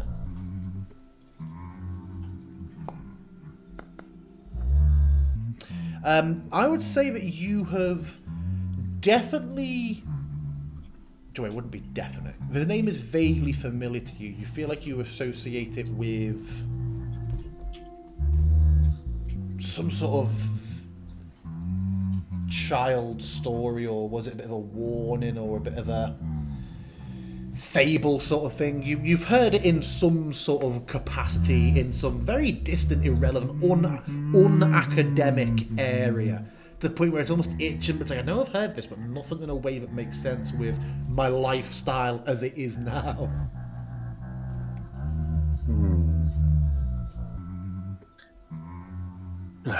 Daffodil, you're a bard, you study poetry and whatnot. Is there anything you can tell us about maybe the format of this that can clue us in? Well, it's a cross rhyme. It's see a mother scything wheat, and it rhymes with the not the next one below it, but the one after that. It's always in crosses. And it's catchy as fuck. Hell yeah. And Coming to an album near you, Shemshine. Let's come sing with the damned. But obviously everything is a tragedy. This might be a iambic pentameter, but I'm not too far into my studies. Out of character, would she be able to make a like performance check? What? So is this for out of character? Would she be able to make a performance check, basically like figuring out poetry or anything like that? I feel like with her innate bard knowledge, she's already covered a pretty comprehensive. The type of you've given us the technical background of the rhyme in a way that I don't know anything about. So I've gone, yes, of course. That all sounds everything I planned. Yeah, that all sounds very plausible. Person who has a professional music background and I don't. So yeah, cross rhyme. Of course, I knew that when I set this up. Yeah, I would say you've already exceeded everything I know. I'm being pentameter. Yeah, no, that's I'm not sure about the meters. That's something I was bad at, but it's all going back to spear shake. Yes, everything is spear shake really was behind all of this. But yeah, no, I mean it is. I guess if we're supposed to finish this, if there is another verse, it will probably be in a cross rhyme. And have only a very few short syllables. Like all of these are mother, scything, wheat. I think those are 7 syllables. So the drawings. The girl was drawing. She said she didn't draw those clouds, correct? Yes. Perhaps there's something with those. What were the scenes that she drew again? Just different scenes of her and like her dad out and about. Sometimes sat at what's meant to be like that. They're very crude, of a square house with a triangle roof. We're talking equivalent of those sort of pictures. Them like on a couple of very badly drawn horses, clearly like on their way perhaps to Candlekeep or from Candlekeep. That was it. But we need to figure out how the mother died, I think, and then perchance make a rhyme on it. It seems to be because this hadn't occurred for over 600 years, and suddenly a small girl comes in feeling what is presumably depressed about a tragic death of her mother. All of these are tragic deaths or accidents that fall into this rhyme. But still, I'm curious as to what Shemshine truly is. Does the shadow have a name? Shemshine. Causes grief, avoids the blame. Shemshine. And why was this parchment inside of the mouth of the skeleton?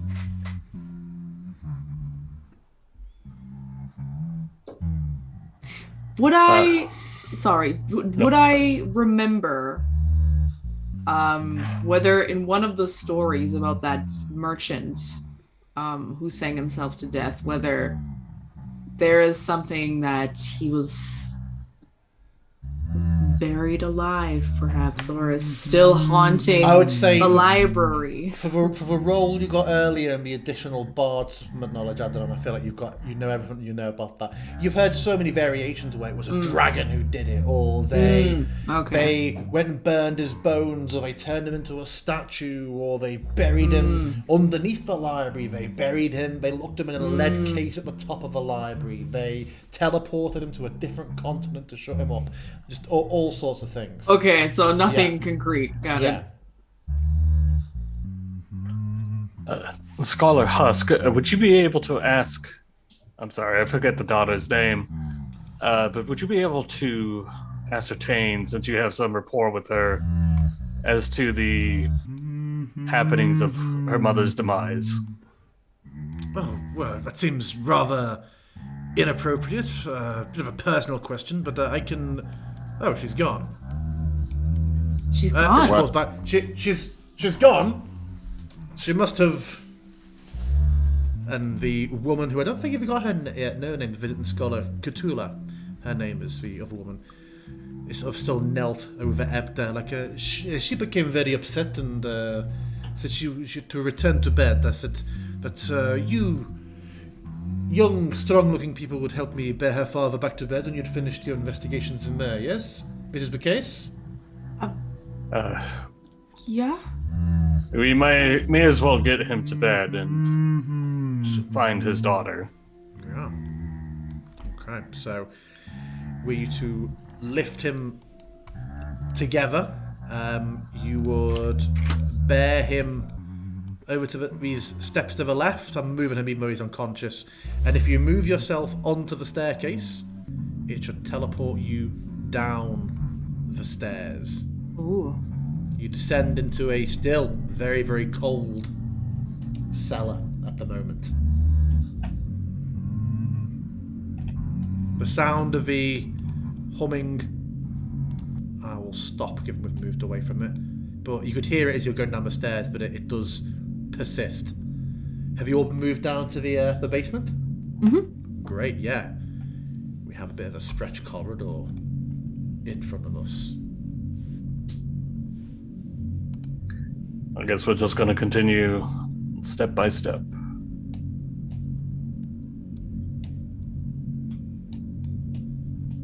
Just left click on the door to open it if you want to. Thaumaturgy. Oh yeah, that's fine. When you carry him into what you'd be familiar with, even if you haven't been in here before, you'd know there's lodgings and a kitchen underneath here. Okay, but this looks like there's a bedroom. Yeah.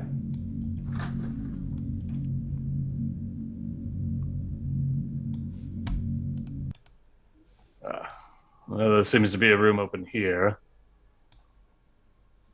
And you see Galeby sat on the bed in this child's room.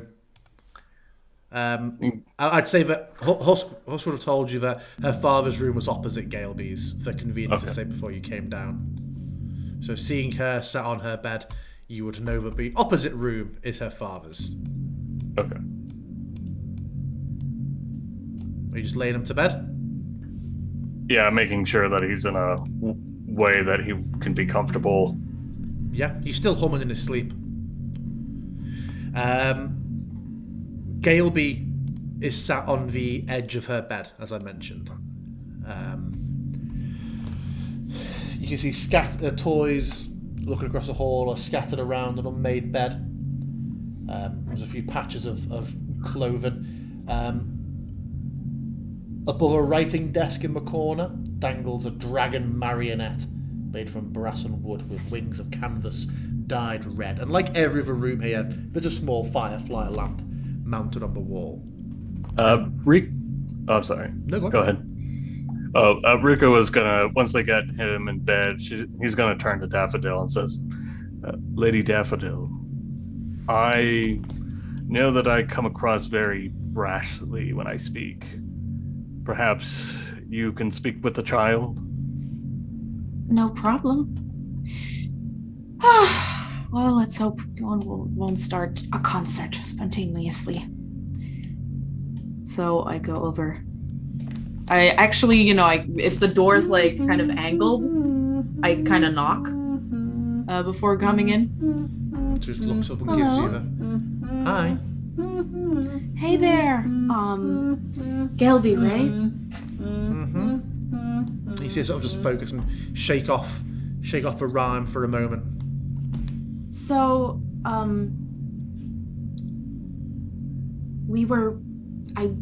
if you don't want to talk about it, please feel free not to talk about it.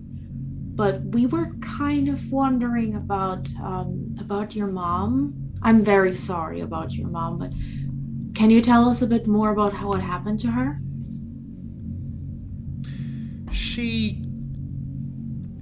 I'm not supposed to talk about it because it makes me sad, but she fell off our horse.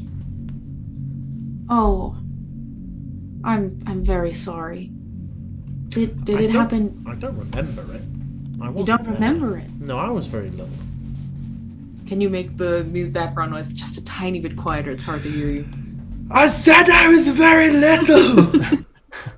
There's just a power generator down here. Yeah. It's fine. Yeah. It's like a warp engine. Okay, yeah, I've turned it down a bit. Perfect. So it happened a long time ago. Mm-hmm. Yeah. It's been me and my dad since then. Okay. Any mysterious stories that are connected to that incident? To my mum falling off a horse and dying? I mean, yes. We sold the horse. Okay. Thank you for talking to me. If you see anything scary or if you think of anything, please come. Well, my dad's very sick now. Yes, but If my dad dies as well, will I have to go to an orphanarium? let's not talk about this right now. It's way too early to discern that. Okay. Don't worry about it. Your dad will be fine. We all will be fine. We will be out here very soon. I know it. Okay. Where's Mrs. Hush? She's I can nice. get her for you. I can go. Thank you. As you're stepping out, you would be able to see the writing desk, Cookie, and I would give to you that there are a number of other drawings on this desk, all done in loud coloured paint, and very much in that same sort of style as the ones upstairs. But these seem to be painted, not drawn. The contents of these pictures are immediately the splashes of red make it very clear that something is unpleasant in these images. One of the images shows a man whose feet have been severed.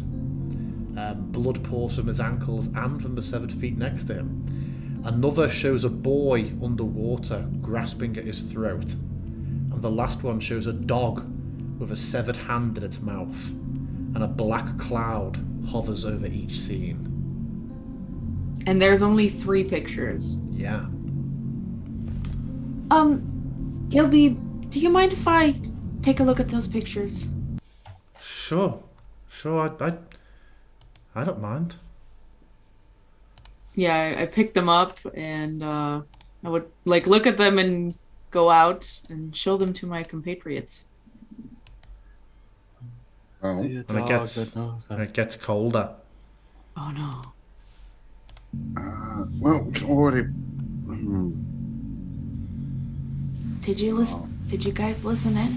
I would close the door behind me. Yeah. Did you guys listen in? Do you hear what she said? She died on a horse. That doesn't give us much about the circumstances of the event. No, but it happened a long time ago, and then I found this. And you would notice the lights all seem to struggle. The fireflies all start to dim as the lights come down around you. And you all just hear...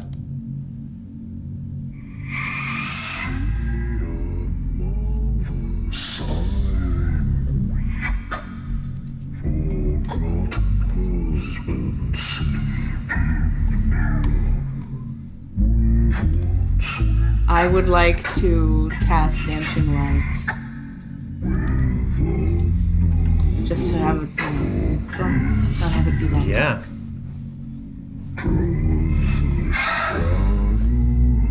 How do I do that? You give me a token. I'll do it for you, yeah. Oh, yeah.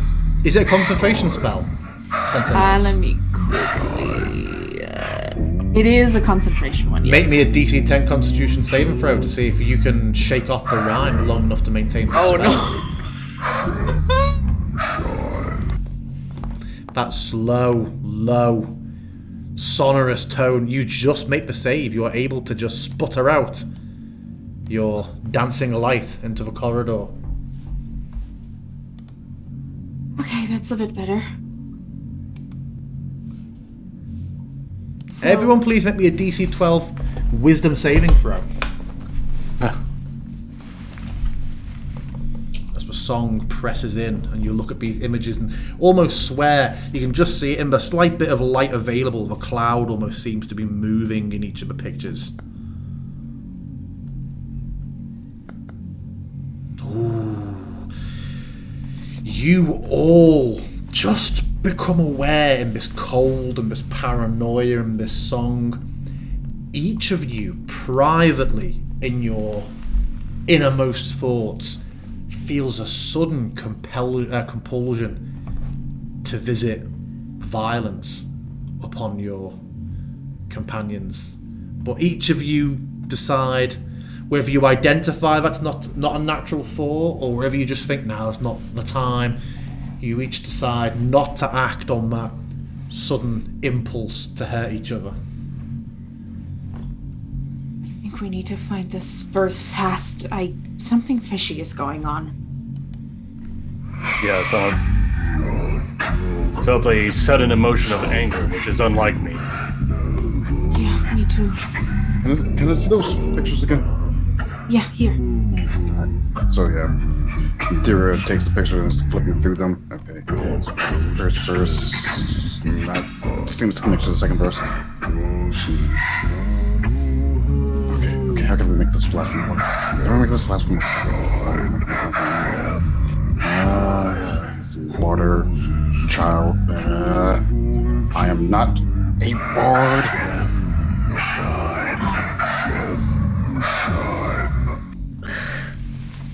And just the word Shemshine just rattles you all from head to toe whenever you hear it. There's just something horrible about that name spoken in that voice. But a bit of, as it reels off these words, it seems to take a bit of glee in saying its name.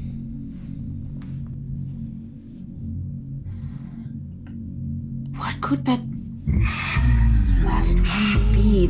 We'll probably start with C, because all of them start with C. C, A, person, riding a horse. Then she fell off and died.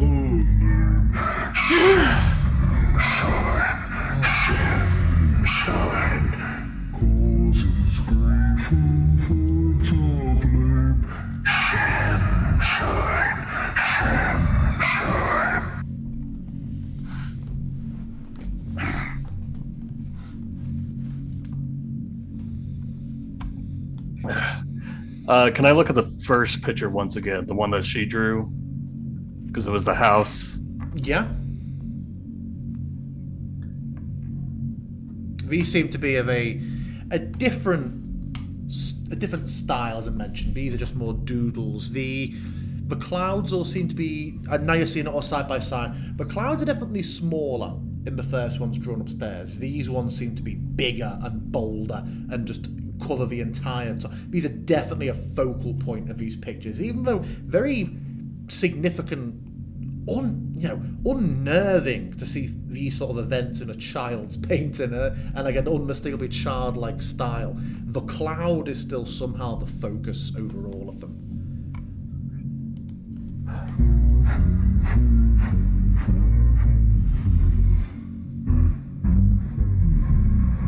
And you hear now that, having sung the first three verses, it now seems to go into a hum.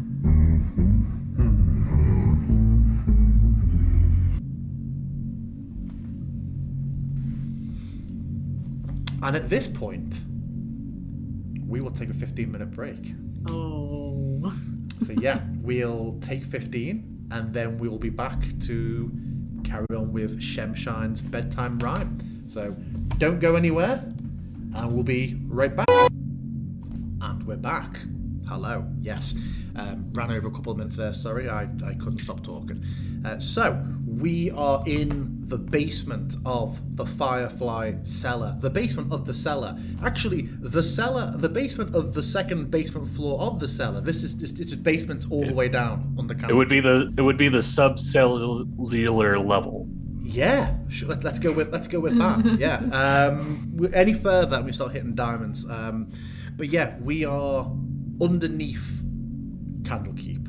You have all started hearing the hum that was amongst yourselves that then turned into a unholy, unnatural, loud hum has now turned into lyrics that you've all been singing, which has now escalated to lyrics coming from seemingly everywhere in that same sort of voice. The lights have dimmed. It is freezing cold.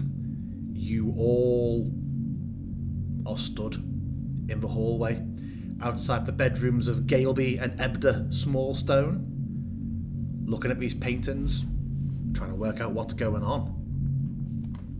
As you were. I wish we knew more details about the horse. Did it seem like she fell off the horse? Yeah, I think so. Well, she said they sold the horse afterwards, but...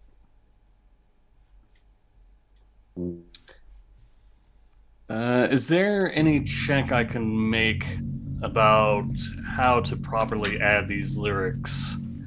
Since this does seem to be a curse, and adding the lyrics might break the curse.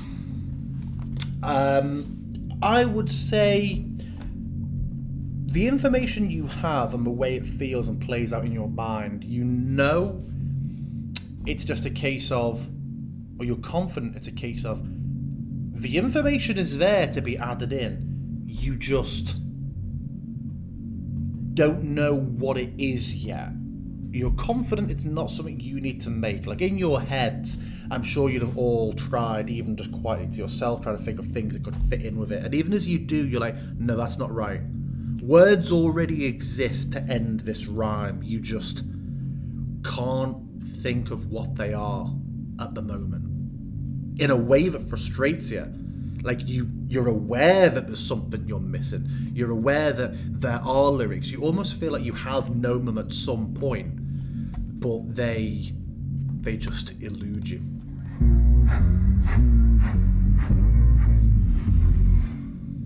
You hear Galeby just start crying on the bed and sort of pull the blankets in on herself. She can obviously hear this as well, and her room's become darker. The fireflies and her lamp are struggling. And the other rooms around here, these were other guest quarters? To your knowledge, yeah. Why is it aggravating now? The voice went away when we walked away from the dancing skull, but now it's even louder. Because the rest of the poem's nearby. It got louder when we got near the first time. So we must be near a second piece of it.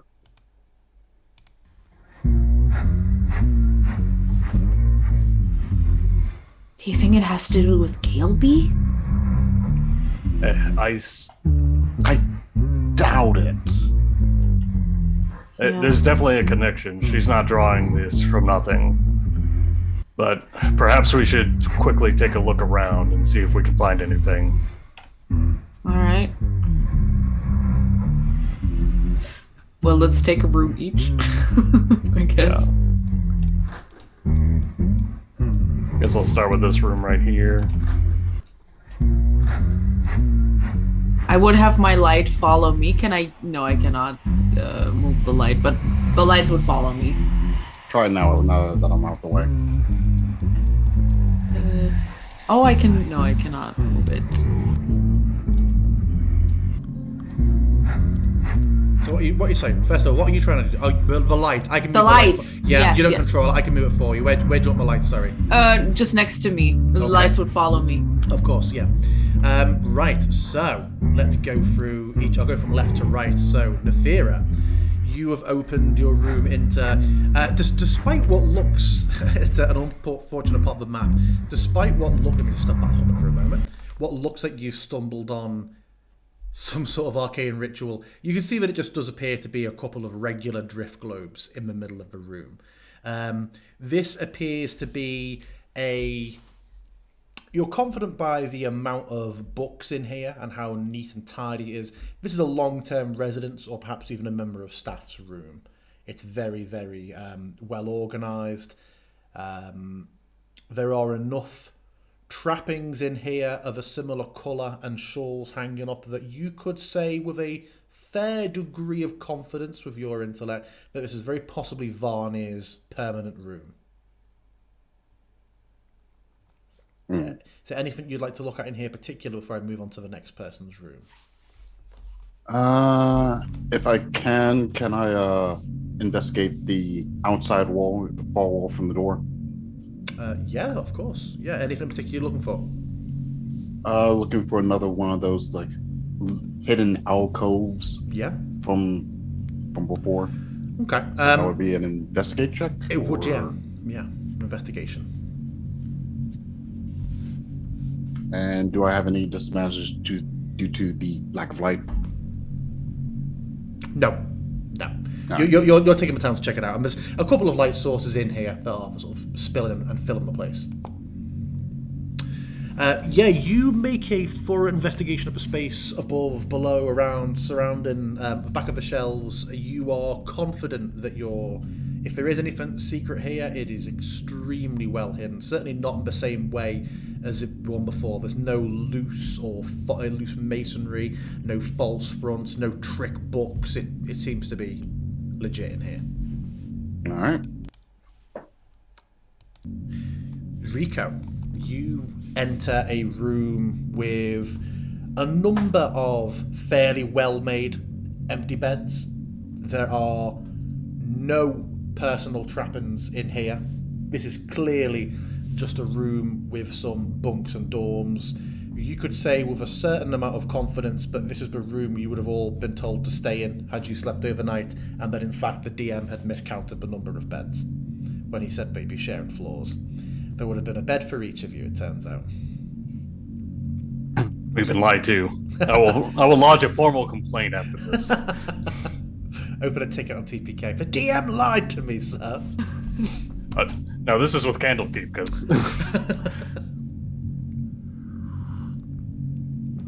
Anything you'd like to do in here before I move on to Daffodil?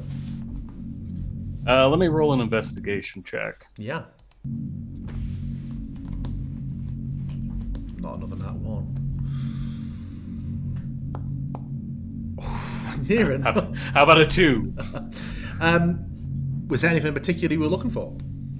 Just anything that stood out, especially since there's no personal stuff. It seems almost clinically bare, this room. It is clearly just a case of, have you been here at Candlekeep and you need a place to get your head down? This will do. They're near enough, just like stretched out cots. There is. You can clearly see they're sparse framed enough that like you can see under the beds from the doorway. It's clear there's nothing like under the beds. The bedding is thin and basic. This is a bare bones room, and we're at the Motel 6. Yeah, pretty much. Daffodil, loads of demons in this room. No. Yeah, you. No, only one. You enter a fairly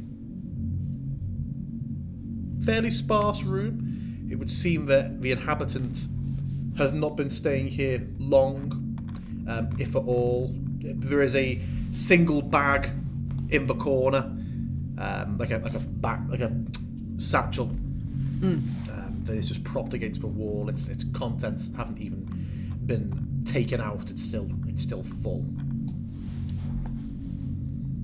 Other than that, there is nothing else in here except the lamplight flickering on the desk. Just because everyone else did it, let's do an investigation check. Sure.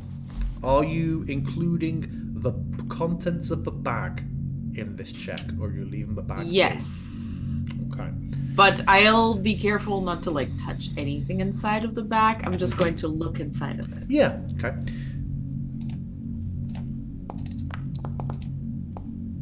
Another 2. So, looking around the room, again, no secrets or oddities in here. I would give to you that when you open the bag, you will see that there is stitching on the inside that makes it clear that the owner is a Cthulhu Peck, who you know is the scholar Cthulhu upstairs. And from what you can just see, looking at it, just appears to be like mundane water skin. A couple of changes of clothing, what looks to be a bedroll further down. You just kind of make out, but if you're not touching to investigate, it would seem that this is the room that she is very short term been staying in today, or it's been assigned. So nothing out of the ordinary. So it would seem. Okay. Well, that's also it for me. I guess I go out of the room again. Nothing in there. That in over here as well. Nothing interesting in my room either. I'm presuming that's another quarters down there. There might be something over in this section, since it seems separated. You do that, I'll check this other room over up this way. Ooh, okay. Is there any other room? Oh, there is another room. Yeah, then I will check this one. Oh, it's open already. Yeah, it's been dark. searched. That room that you go into, Nathyra, is again two beds in there, a lamp between them, very little else in here. No, it's still going to get thoroughly investigated. Yeah, go for it.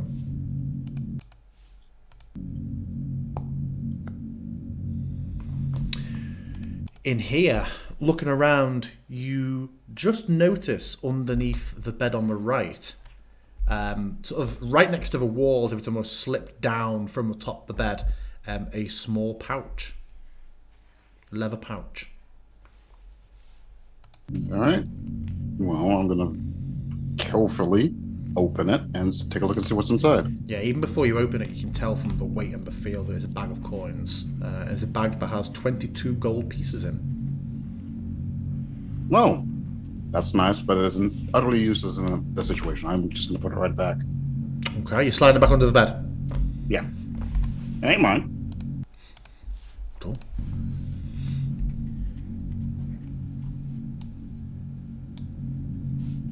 Rico, are you entering that room, or are you thaumaturging your way into that room?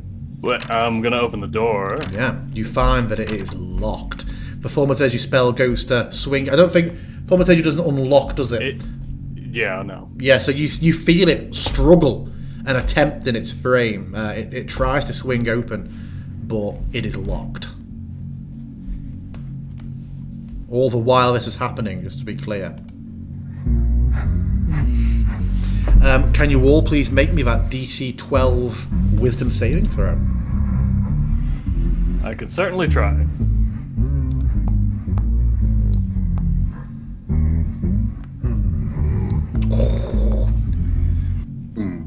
Again, that strong urge to hurt each other wells up. You all suddenly find yourselves irrationally angry and fed up of each other for a moment, and nothing would be easier, you think. You know, if one of you sort of you're walking behind the other in the corridor, you think nothing would be easier than just striking out of this person at the moment, or this, and you find yourself noticing items of furniture or becoming aware of items on your possession that could be used to great violent effect.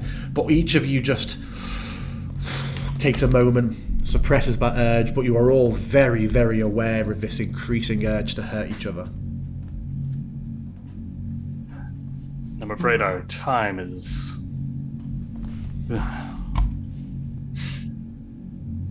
Quick question, was there anything in the room I was in? Also, can you put the lights there? Because it's very dark. That was the same room.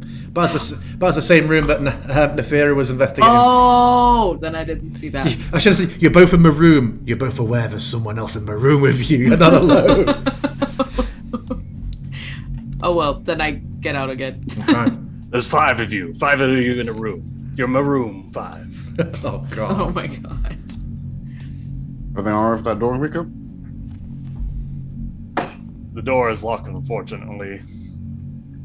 If I had a set of thieves' tools, I might be able to break into it. Mind if I take a crack at it first? Be my guest. And yeah. And Nathyra just pulls out a set of thieves' tools and goes to work on it. Make me it's just a straight dexterity, isn't it, for thieves' tools? Remember rightly? I think you just I'm assuming, given your class, that you are proficient in thieves' tools. I am. Then if you make me a dexterity ability roll and add your proficiency modifier onto it for me. You can either just do that mentally, or when you have that screen that pops up with like normal, you'll see there's a box at the top called situational bonus, and you can just put plus. I think it's a 2 at this level, isn't it? Proficiency, and it'll automatically add the 2 onto your roll. All right. You struggle for a moment with it, and before you give up, there's a slight moment of give, and then you feel and hear the lock tip over, and you have unlocked it. There we go. And I slowly push the door open.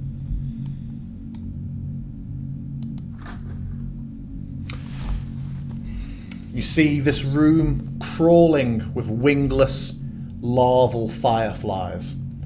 Hundreds of these tiny glowworms cling to every surface, shedding light throughout.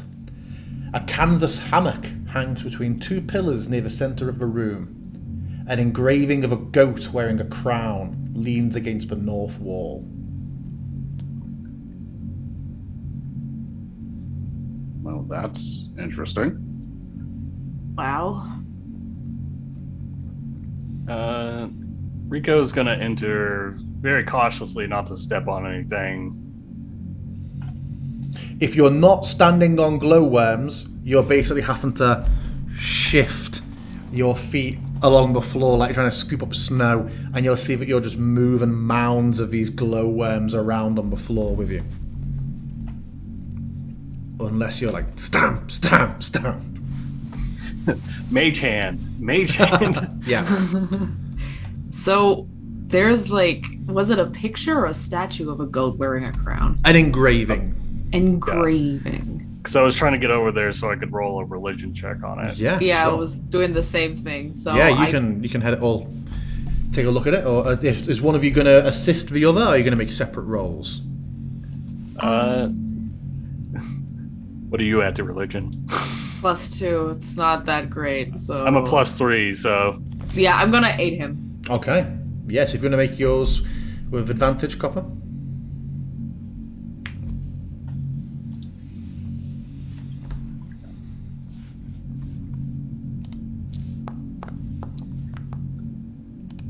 that's a 22. Nice. Despite other connotations that you and I in the real world might have about crowned goats as religious figures and things, the real world. Within Forgotten Realms, you do not. This doesn't strike you as any religious figure or demonic figure that you are familiar with. It almost seems a bit more of like a joke. It gives you more vibes of like the Billy Bass trout mounted on the wall sort of thing. Like someone's obviously thought, wouldn't it be funny if we got a goat but put a crown on it? It seems to be quite a in jest thing.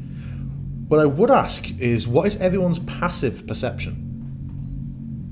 If you don't know where that is in your character sheet, it should be a number in brackets just after your perception. 13. 16. Is that in brackets after our perception? Yes, should be. It's basically your perception +10. Oh, 9. Okay. Rico, stood as you are looking at this statue, this engraving, something keeps catching your eye. There's a play of light that doesn't kind of match up with the off and on glowing of these glowworms, and you realise you are seeing a very, very thin sliver of light where the floor and the wall meets directly to your left. So like under the statue? As in under here. Okay.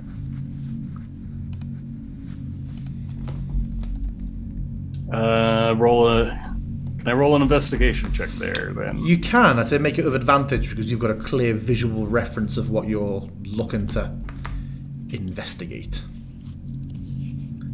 We'll always take advantage when given. especially when these rolls. You know what? I'm going to add my +2 to that. Okay, yeah. Make it a 13. Yeah, that'll do it.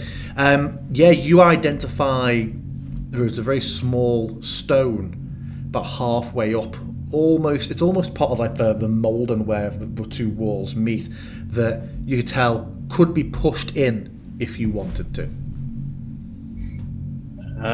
So it's kind of like an entrance. Yeah, so it would seem. I think there might be a secret door here. Let me see if I can. He'll try to open the door if you can. The button presses in easily.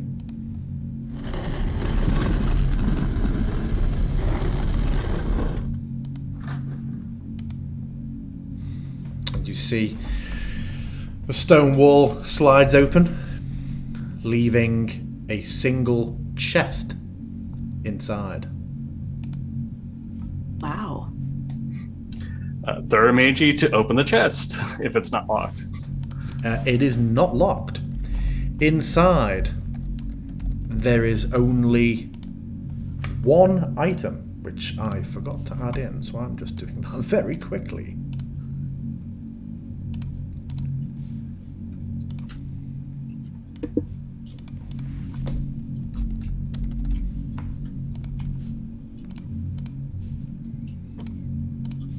There we go.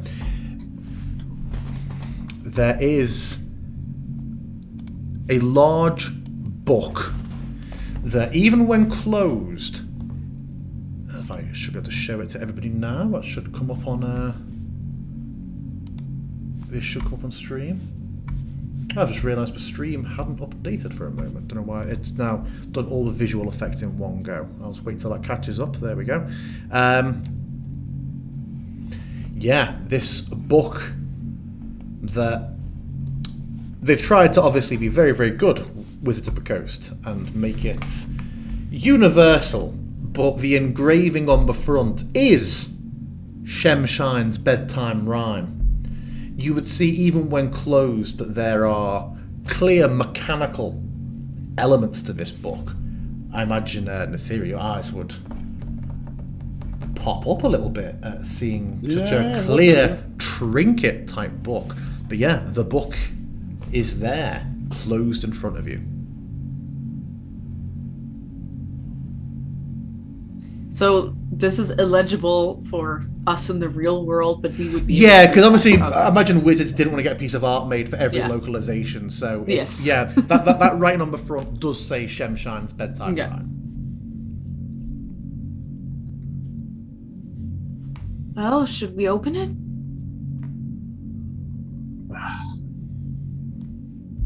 Perhaps the rest of the rhyme is in there. We could only hope. I'm gonna. How heavy is the book? Would you say it's more than 5 pounds, or 10 pounds? I should say. I'd say 5, just under 5. I'm gonna mage hand the book Yeah. up to bring it out. And you said there was a cot in here. Was it what, sorry? There was a hammock. Oh, it was a hammock. Oh yeah, there's like a hammock in the room, yeah. And there's a desk, there's a couple of workbenches and things as well. I'm gonna mage hand it and bring it over to the desk to set it down before we open it. Yeah.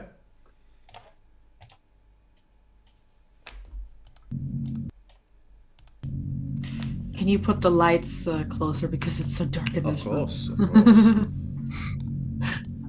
Bring the candlelight over here. room? Yes. So yeah, the dancing lights hover over. The mage hand places the book down. Will it be opened? With mage hand, yes. Roll initiative. No. Okay, yeah, the book opens. And you see a complex diorama in front of you.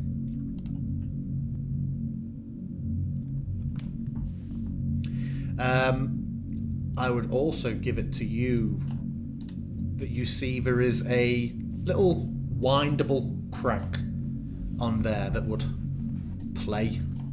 Presumably, looking at the, I forget the name of there's a proper term for the names of the knobs you see on like the music box rollers. They are visible I imagine at the very least, Nathyra would be familiar with those sort of contraptions and devices. But you see there is a winder to have it play if you so wish.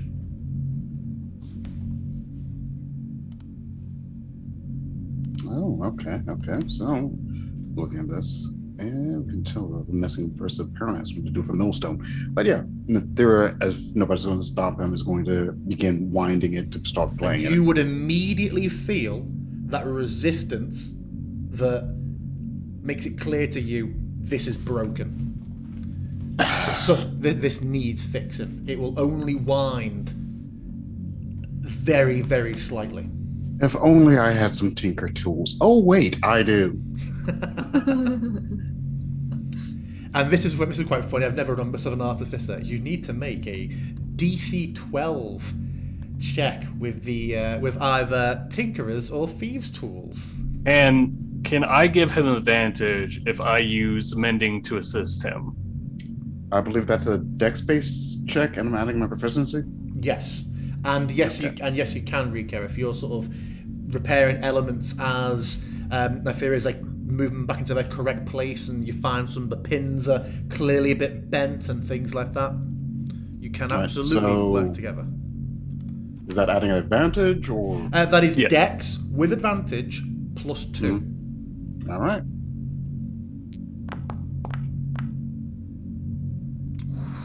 Nice.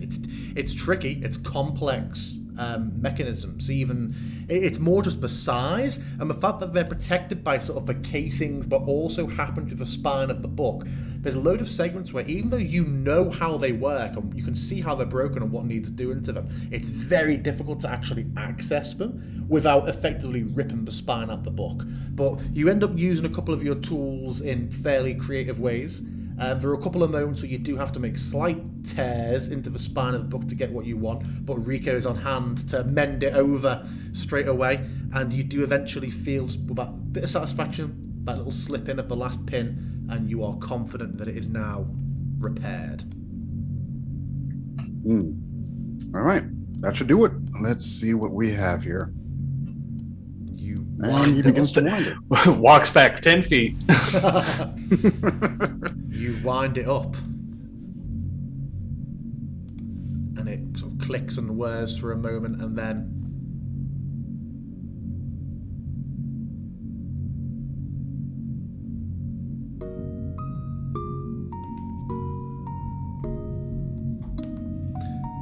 all the parts start moving slightly as it plays through. You all find yourselves humming along, or at least acknowledging the familiarity of the tune, and you see one by one they all sort of move slightly. Whichever one like is verse it is much more animated, but you see the mother scything wheat, who eventually takes off her husband's feet. You see the dog that turns on its owner and decides to take the woman's hand off instead of a meal that had been made for her. You see the poor boy who falls in and drowns, over each of which the black cloud hovering menacingly, grinning on the diorama. Eventually it comes to the fourth verse, where you see the young girl looking triumphant, the ghost now clearly no longer happy, trapped and crushed beneath the millstone. And you all become aware, just in your mind, having read it, of the final verse of Shemshine's bedtime rhyme. May I make a guess for the first one? See a girl grinding mill and something. That would be funny. Just trying to find the actual last verse on my screen. It doesn't exist. We're screwed. Where are we? There we go. You all now know that the final verse is see a daughter grinding grain, wish the spirit's time was through. Trap set for the shadow bane, her millstone killed it true. And you can see that it would appear she has trapped or dropped or crushed Shemshine beneath the millstone. And you are all compelled. Make me that DC 10 wisdom saving throw.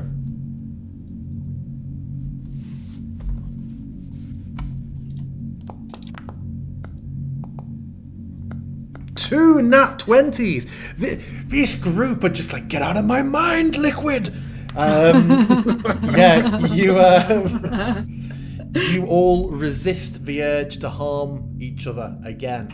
But now, the humming that had been constant this whole time just stops and you hear like a ah, and then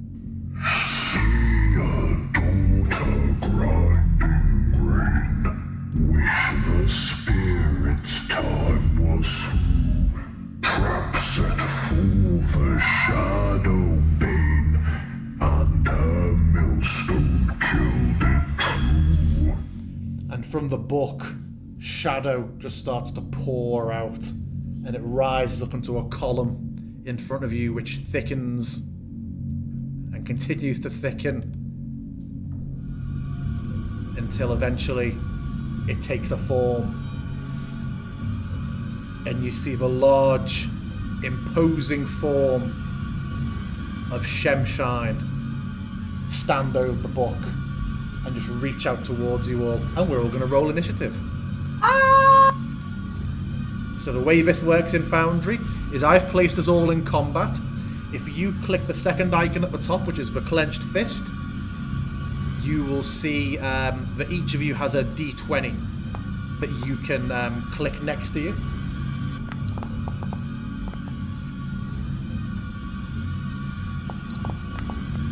Oh my god, I go first. Yeah. So we will begin combat. Daffodil, Shemshine is still kind of coalescing and coming together and rising up. Those red eyes just rising higher and higher as you realise this thing's like, whoa, this thing is a good 5 foot, a good 6 foot, 8 foot. Okay. It is there. It is huge. The shadow does have a name. It is Shemshine. What are you doing? There are two ideas in my head, but just in case it does nothing. I am really bad at combat, so I might just give it a Bane. I might just cast Bane, which would cause Shemshine to have to make charisma saving throws before doing anything. So, So that would give it. So the effect of Bane, if it fails this save, it means that it takes a minus 1d4 on its ability checks and saves. yes. It's like a bit of a curse. So yeah, you're casting that, are you? Yes, So, I'm yeah, casting that. So cast my Bane. companions can do better because I can't find. Yeah. So let's have a look. So I can see your spell DC is 12. So Shemshine needs to make a DC 12. Did you say it's charisma? Yes. Okay. So you cast this. But what does the spell look like for you? If I have my loot with me at all times on my back, I'm just maybe do a few tunes. Okay. I don't have my guitar with me, otherwise I would. It's all in minor. It's Or all I guess in minor. in this case, it's all in major because it's his Bane. Maybe. But yeah, it's a quick chord progression on my loot, and You see the spell glow, reach out and hit Shemshine, and it settles upon it, and you're confident that this spell has taken hold. Anything else from you? I believe I don't have much more actions, but if I can, quote unquote, passively, would try to sing the last verse. Yeah, it's free to speak. Okay, yeah, I will sing the last verse. Yeah. You say the last bit. Say it. Oh, it's fair. I didn't type it out. I just said it. Yeah, I remember it's C You A didn't daughter. remember what I said. You die. You didn't write it down immediately? Yeah, C let me. A daughter grinding grain, something. I'm dropping it in our channel in case anyone just wants to have it to hand as we play. Where are we? Shemshine. There we go. I've dropped the last verse in there. But yeah, you reel that off, and no noticeable change. The words just sort of hang in the air. Okay. Anything else from you? No. Okay. Shemshine continues to grow and rise and take shape. You're confident that in a few more seconds, maybe about 6, it will be fully out of the book and will start acting. Rico, it's you. So it's currently coming out of the book, It is. correct? It is.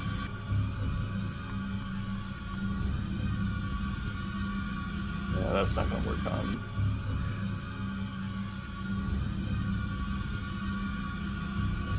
And it, with like, since my Arcana is 15 as a basic thing, this seems like to get rid of the curse, we'd have to defeat the Shemshine, right? It would seem so. Okay. At which point I'm gonna tell. Rico looks at the others and says, "Get back! I will do my best to hold it off. But we must defeat this thing."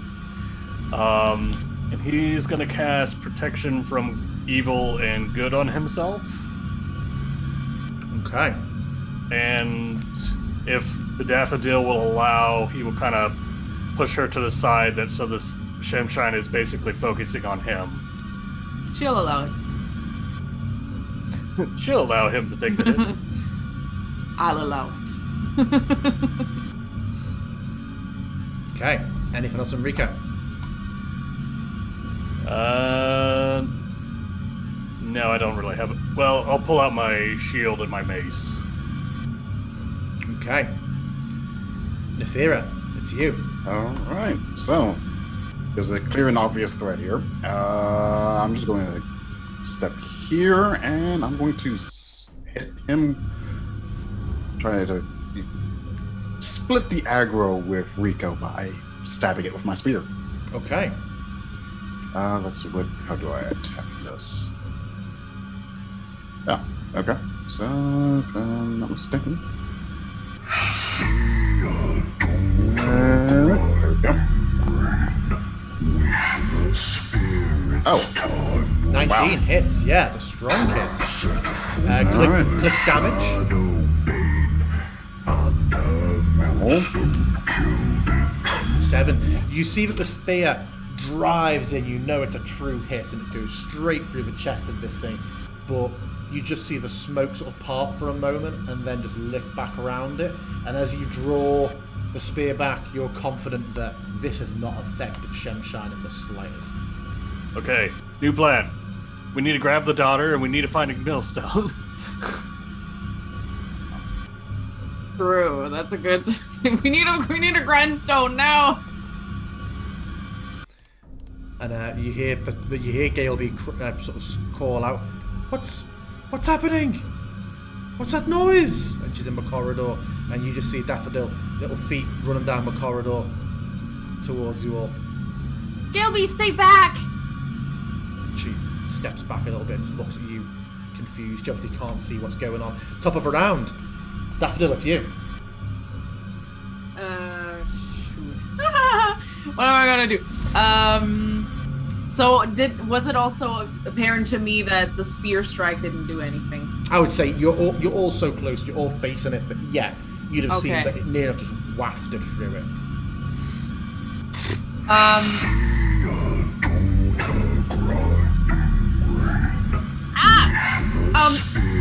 Galeby, do you have? This is going to sound weird. Do you have something to grind grain on?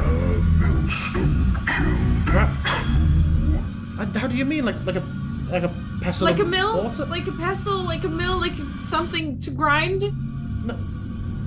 No. Wait, what? Is your father a blacksmith, and does he have a grinding wheel?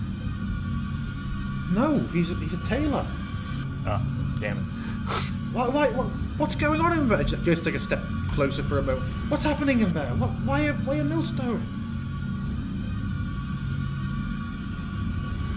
How did something so heavy get down here? I don't know, but there's danger here.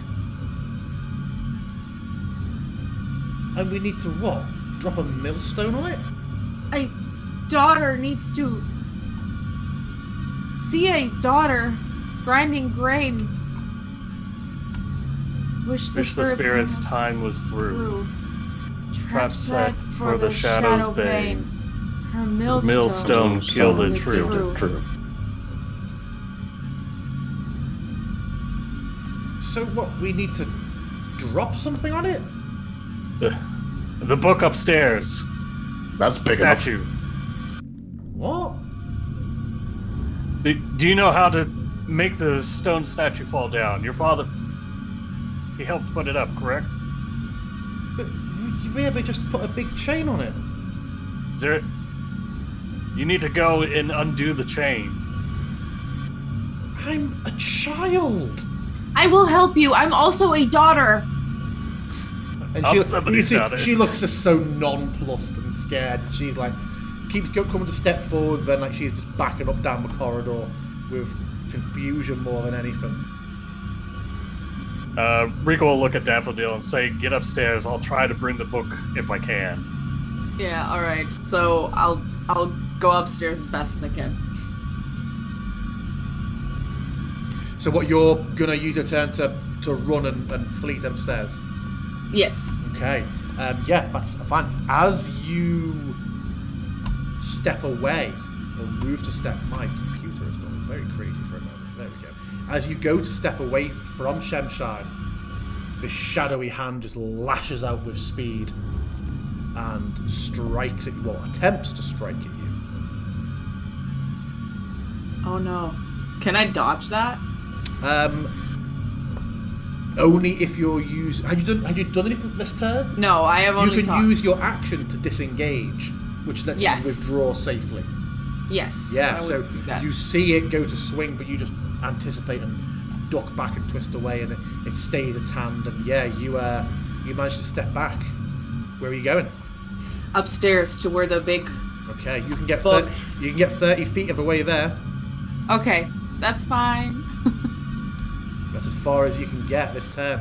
You can't dash because you used your action to disengage, unless you have anything. You're full barred, aren't you? You've got bonus action. No, You've got action. I have. It's fine, you know. Okay. We'll just go with it for now. Okay. Shemshine. The song continuing. Just looks down and seems to focus on the book that it has come out of, and it sort of tries to step between you both and the book, putting it between you. It is going to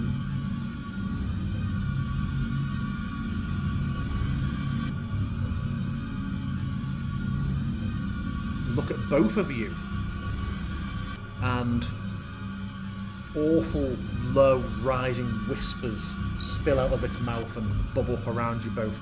I need both Rico and Nathyra to make a DC 13 wisdom saving throw. So question, is it a charm, fear, or some sort of possession? Reading the spell, it is not. Even with the possession part? Even with what, sorry? Let me ask you: is Shemshine an aberration, fey, fiend, or undead? It is, yes. Okay. Because with the protection of evil and good, I cannot be charmed, frightened, or possessed by them. That is fine. None of those words are used in the wording of this spell. Okay. So yeah, if you can both make that save for me. That's a DC 13 wisdom saving throw.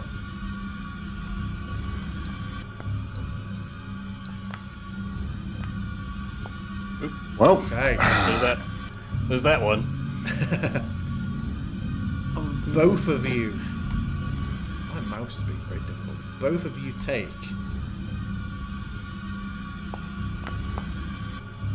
8 points of psychic damage, and you must use your reaction to either, your choice, make a melee attack against one creature in range that isn't Shemshine, or to attempt to try and take the hide action. Oh no. What's it going to be? You said one creature other than Shemshine? Yes. Okay. So you must I either guess attack each other or try and hide. I will try to hide. Nathyra.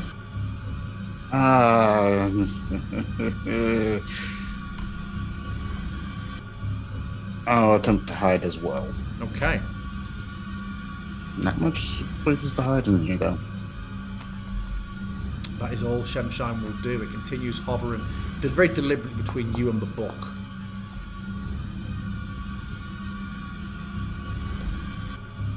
Next up, Rico. It is your turn. Alright.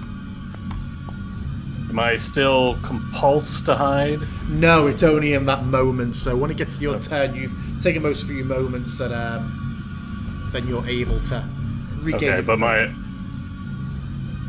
Alright. Once that compulsion is over...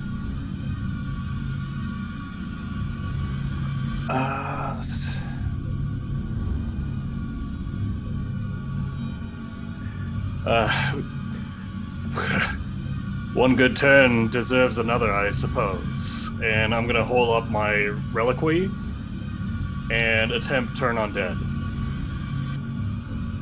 Okay.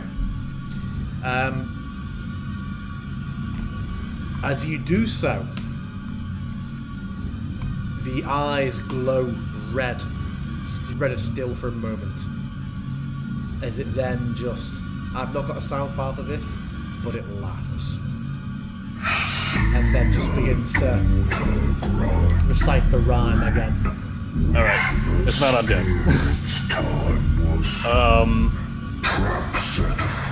I'm gonna look at Nathyra and say, grab the book, I'll try to hold them off. Anything else from you, Rico? Nope, that's unfortunately my action, Okay. so... Nathyra, it's you. Alright. I'm going to be taking an attack of opportunity, but yeah, I'm going to try and grab the book and run. Okay. You can use it's not an action to pick the book off the table. It's a free action to insert with an item, so unless you had something you wanted to do at the end of it, you can just use your action to disengage. No, that's it. So that's another 30 feet I can move. Yeah.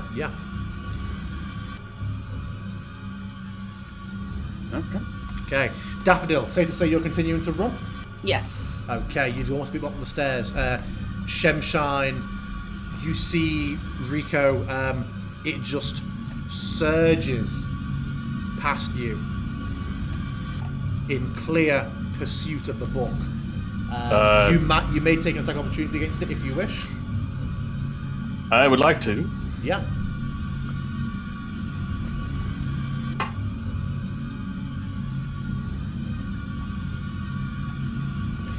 You see that it moves at a steady, slightly slower pace. You are relieved to see that it looks like both Daffodil and Nathyra will easily outpace us.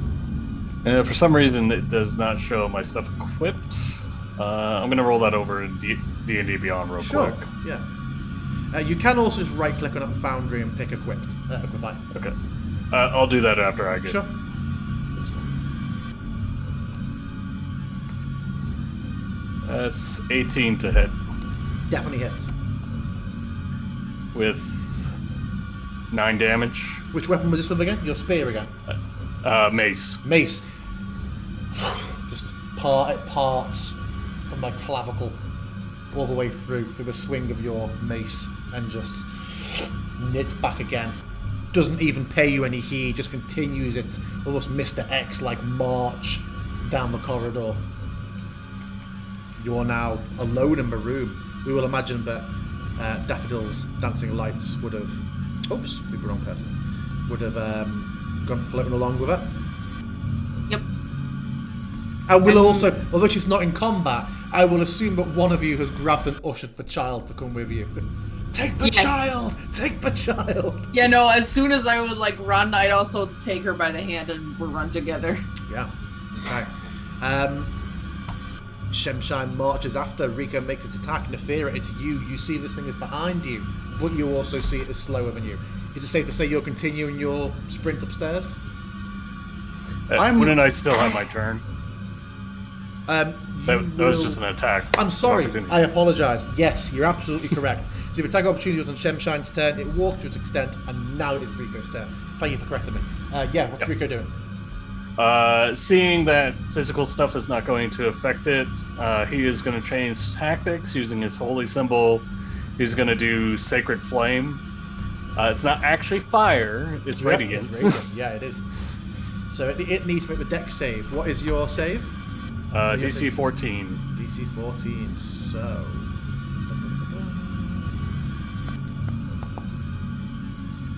An 8. It fails the save. You see that radiant fire just leap up around it, and it burns bright and true for a moment, and as it fades off, you are just, again, convinced that did very little, if anything at all, and it continues to hum as it just strides unimpeded down the corridor, paying you no heed whatsoever, despite you trying to mace it and cast spells at it. It would seem this thing cannot be easily be damaged, if at all, and has a singular focus in mind now. I'm going to continue along, I guess, behind it at the moment. Just swatting away. Yeah. Just try lightning bolt. Okay. We will reach a point where instead of just repeating these turns again and again, you are you not heading upstairs? Yes. More or less. Yeah. Oh, do you have ideas from the way, Nathyra?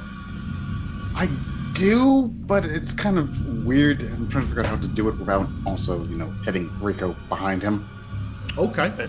If you need me to back off, you just have to say so. I don't know how well the thing's going to deal with my breath weapon, and I only have one shot at it. Do I? I think I only have one shot.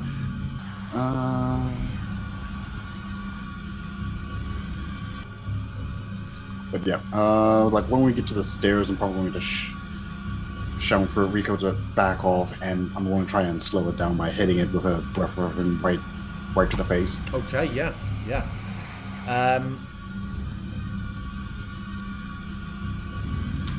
So as a silver dragon, that is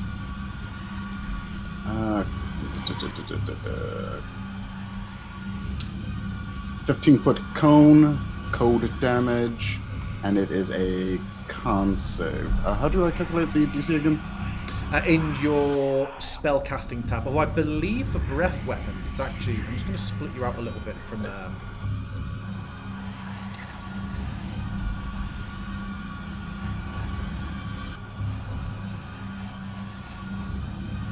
I can't even see where I'm in. It's so dark. Yeah. Oh yeah, I thought I managed to get you all onto the stairs, but it would seem not. There we go. Now you should all be upstairs. I'm just going to move you all slightly up away, just so your tokens are not stacked. And the dancing lights I'll bring up here as well. There we go. You should have some vision of what's now happening. And the stream has also gone entirely dark. I've brought the stream back into life now. I'm going to drop combat at this point, just for the sake of the mechanics of combat. You can still do those combative things, but we established quite clearly that this thing is slower than you and pursuing you. So as long as you don't hang behind long enough and it catches up to you, your actions are yours. You get up the stairs. The big stone book was one level above us. It was, yes. And there was that open space that came down to the scriptorium table here. So you would know that the space directly above this table is open, and the book hangs above that. That central, study table in the centre. If the book were to fall, it would land on that. So what are we doing? All right. Either... Nathyra wants that opportunity to try to create that opening to use his breath weapon. I would say once you get to this open space, it would probably be quite easy for you, Rico, no longer stuck behind him, like you're being stuck behind an old person with a meandering trolley in the supermarket. You could then very easily, once a space, overtake or duck around or get out the way. So we can absolutely create a situation where Nathyra is able to breath weapon without hitting anybody else other than Shemshine. Yep. And I found it. It is a con save DC 10 for half damage. DC 10, so let's have a look and see how it does. It rolls terribly. Once again, it rolls 5. Every saving throw it's made so far has been sub 6. Okay, let's see. How do I roll damage on this thing? You may just need to do it manually with the modules I have set up at the moment. Let's have a look here. So, breath weapon, just 2d6. So you can click underneath the chat log. There are all the different dice buttons. You can click twice on the d6 and then click roll, and it will just roll 2d6. Okay.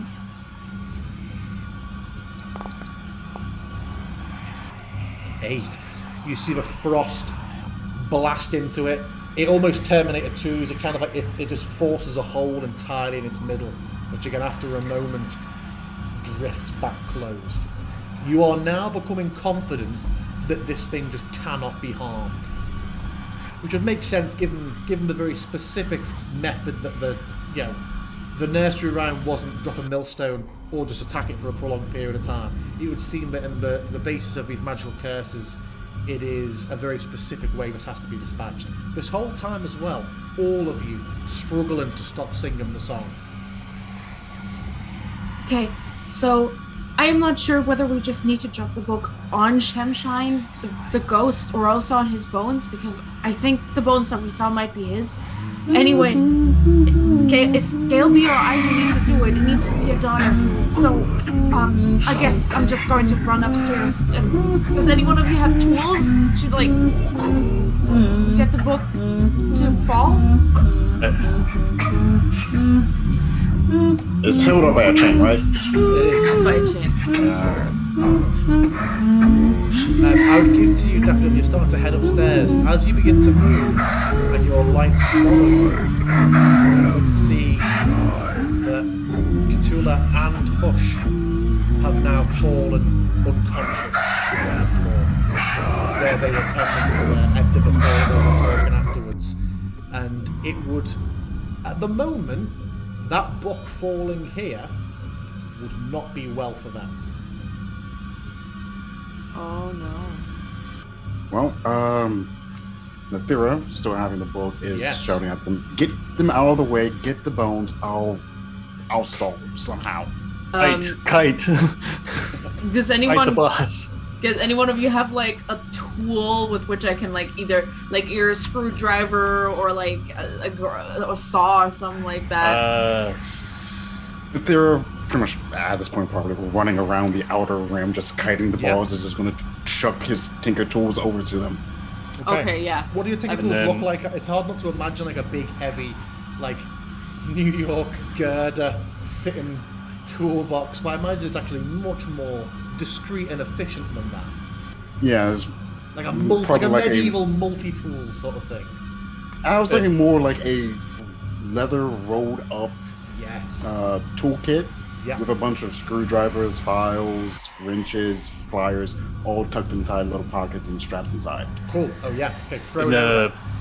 In the meantime, I'm gonna go. I guess I'll start with Cthulhu and grab her to drag her back out of the way. Yeah. Yeah, that takes you a few moments. So, as Nathyra goes around the outside. Has to be said.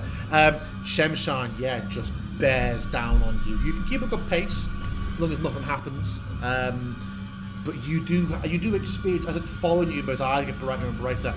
Books start to fly off the shelves quite violently, sort of swat at you. But I'd say for the most part, you're able to shield. You're not taking damage from this, but it is having an effect on things around you. The floor almost feels a little so cold now, but it almost feels a bit slippery underfoot, as it's just.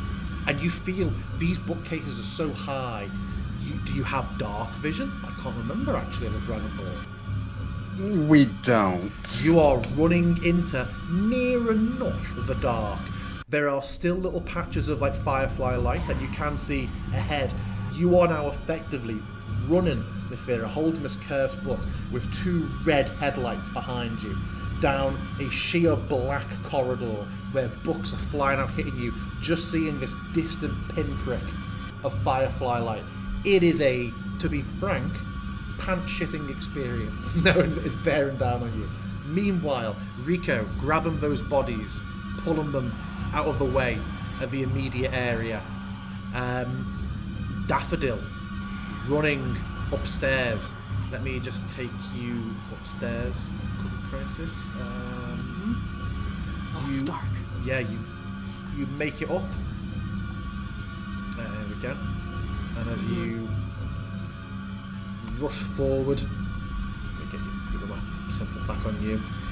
You get to the point where you stand at the edge of the ledge, looking down below. You see the giant bookshelf hanging above you, faintly in the light. You are confident. Oh, and your dancing light would be here. Let me just add that in to make life a little bit easier here for you. There we go. You would be. And the map keeps zooming out for some reason. I apologise to our viewers. It keeps jumping to somebody else. That being said, while I don't have dark vision, quick question. Yeah. One of my artificial infusions is the ability to replicate goggles of darkness, or goggles of night. Yeah, you presumably have done that before this session. So, despite how cool and terrifying my description was, you absolutely pensioningly scary. Maybe it's a few seconds of that before you go, oh wait, hold on, I have goggles, and pulls them down. So you are able to see in the dark. Okay, yeah. Now I can see my doom more clearly now. So yeah, you can see here, Daffodil, that if you were to climb onto one of these sort of 6 to 8 foot tall bookshelves, you could, with a bit of a reach, just grab onto the edge of a book statue and pull yourself up onto it. Yes. To see how much time that takes you, make me an athletics check, please. Oh, God. Hey, it's not like you're going to have below 10 strength. Surely it will be You fine. haven't skipped gym day, right? Didn't someone have an advantage that they could do? Cookie had advantage. Oh, From chat before. Now's the time to pop that. Yeah, you can roll that. Oh, that's fine. Okay. I'm You just here. roll again. This isn't I'll a just roll succeed again. or fail one. This is me just seeing how long it takes. Athletics. So I just rolled another time normal. Yes. Yeah. Basically. Hey, look at that. Whew. You manage it fairly quickly. A couple of you kind of like, sorry, as you like sweep some books off the shelves onto the floor to make a little ladder for you. I managed to get on, and daunting as it is, once you've got like 2 limbs over this book statue, it's a very safe statue to feel like we're climbing onto. It's just an open book, so it's like you reach a point quickly where you're like, well, if I slip, I'm not going to slip down to the middle of the book. I'll be safe in like the clutch of the book. And yeah, you are on there, and you see there is a large chain. Your light drifts over with you, going up to the ceiling, and yeah, you can see that there are a couple of large bolts in the statue. But they're all sort of, this thing must weigh a ton. You're confident that if even one of these bolts is undone, it will probably not hold. And looking at it, make me a quick perception check, please. I also have a question while this is going. Yeah. Is there enough time once Rico pulls the bodies? Does he have time to go grab some of the books and get him to safety? Yes, he does. Okay, because Yeah. as a cleric of knowledge, letting those books die is sacrilege to him. From where this fastens, Daffodil, you can say with certainty that when this is undone, you know the book is going to fall away immediately, but the chain will remain. So if you don't want to go down with the statue, you want to be clinging onto the chain. All right. But yeah, you are confident that whenever you are ready, you can turn that and the statue will fall. All right. Okay, so Nathyra, now! So Basically. yeah, the first chance he gets, he's just going to make that sharp turn to head towards the center. Yeah. So let me just get us down to...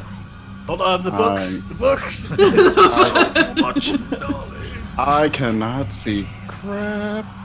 Oh, hold on. Let me just... I can just edit your token now. You have these on. And now you should be able to. Alright, awesome. And Shemshine is after you. Bear down. You're holding the book. I just hop up on the table, drop the book, and I just keep running because I'm fairly sure that book is going to have to die with this man. Yeah, and you see, looking down, Daffodil, you see Nathyra pass below.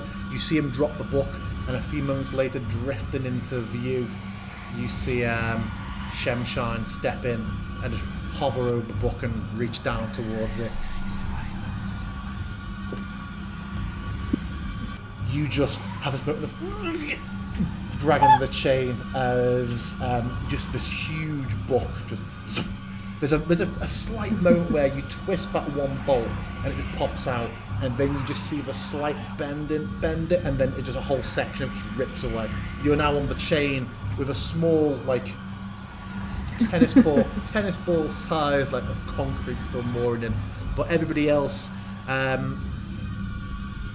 Rico, you see Nathyra just run over, drop the book.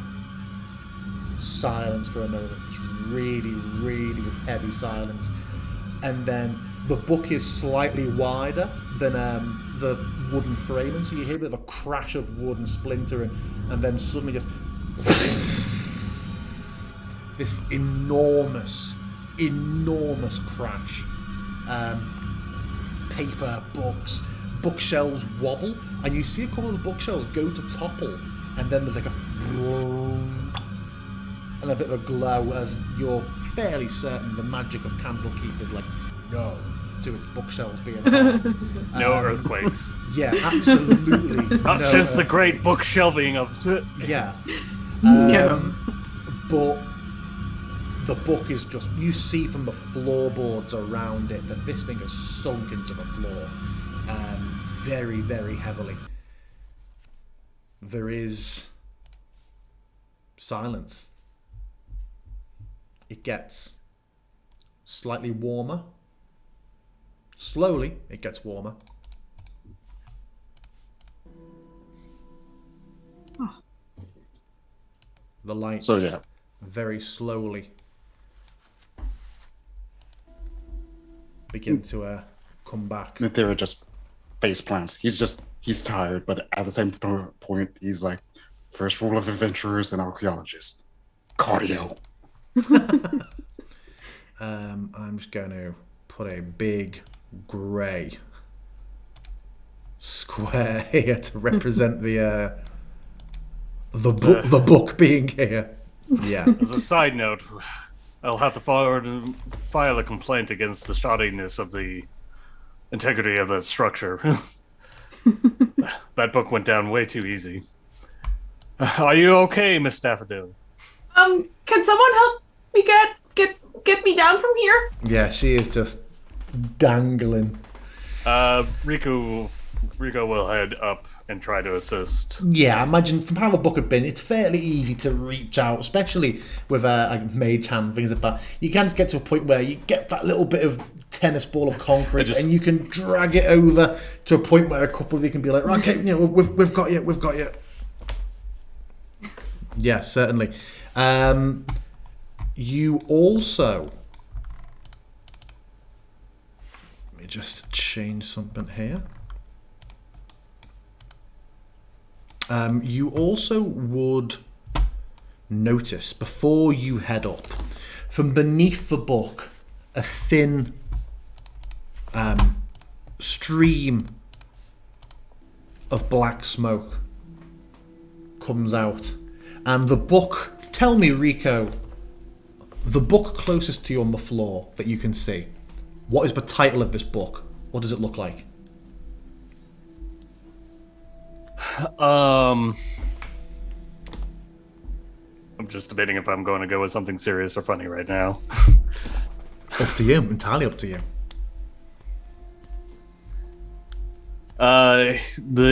Probably the closest book, since he grabbed a bunch of the books and was moving it out of the way and stuff. Probably oddly enough, one of the last books he grabbed was probably one of those books of poetry that Daffodil was looking at. 120 sonnets by William Shakes. Spear Shake, yes. You see that book. You see its title clearly. What colour's the book? Rico? Probably. Oh, sorry. Oh, all I was right. going to say, it's probably red with like gold Red? tiling. Cool. Okay. Same. Would have said. The shadow streams over to it and pours around it for a few moments, obscuring it from sight. When it finishes, you see the book now looks like this.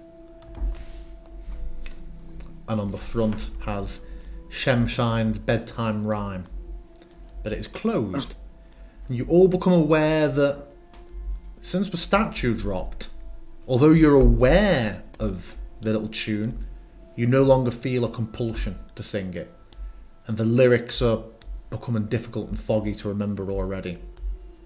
But the book's just here if anyone wants to remind themselves about it, Rico. If you wanted to open it and if you wanted to listen to it again, Rico. Mage hand it up and hold it out. We must find a way to properly contain such an artifact. Agreed. Fire. Fire. I recommend fire. I recommend a lot of fire. Not in Candlekeep. To be fair, even if we were to burn this book, it seems that the curse only transfers to the nearest book. Maybe we should keep it somewhere where there are no books. There's no books in a volcano. I mean, he has a point. There's no books at the bottom of the ocean either. Aren't we like near a coast? Yeah, the Sword Coast, absolutely, yeah. I mean, I could compromise if we find an undersea volcano. But yeah, you all come to. Sorry, the staff around you all come to.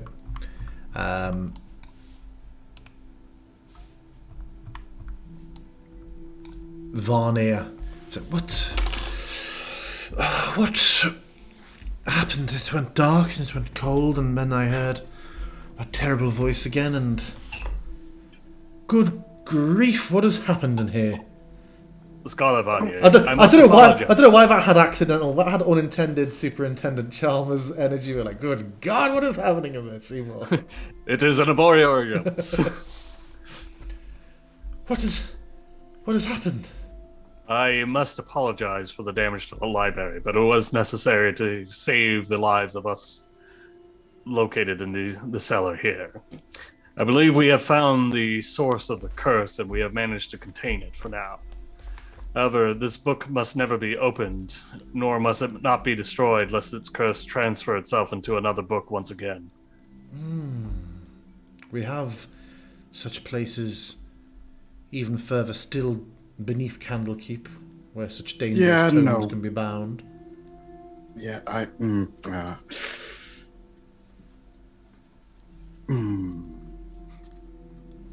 We can seal it here to begin with magical chain, so it cannot accidentally be opened. And she just sort of waves her arms, and a stream of red chain, just almost like it's come out of her sleeve, but there's enough flourish and visual effect that it clearly is magic and not a trick of a hand. And these chains, even as you're still holding the book, just snake over and wrap around, like impossibly bound. Like, this isn't just like a little gift bow. This is absolutely wrapped in multiple directions until you can see there's no way that you can get any sort of give on this book. You say, this will do for a start. Eventually does it a bit more, and there's like a padlock that goes onto it, and it's just generally locked up down quite heavily. And she's like, is the next step geopolymer, like concrete or something? something quite like that, yes. We will place it inside one of the academic oozes, the lower levels, and then seal it in a vault. It will be impossible to access, impossible to read. Its curse and its secret, if not able to be destroyed, will be sealed away for time immemorial. This is Candlekeep, you know. Yeah. I trust your judgment on this matter.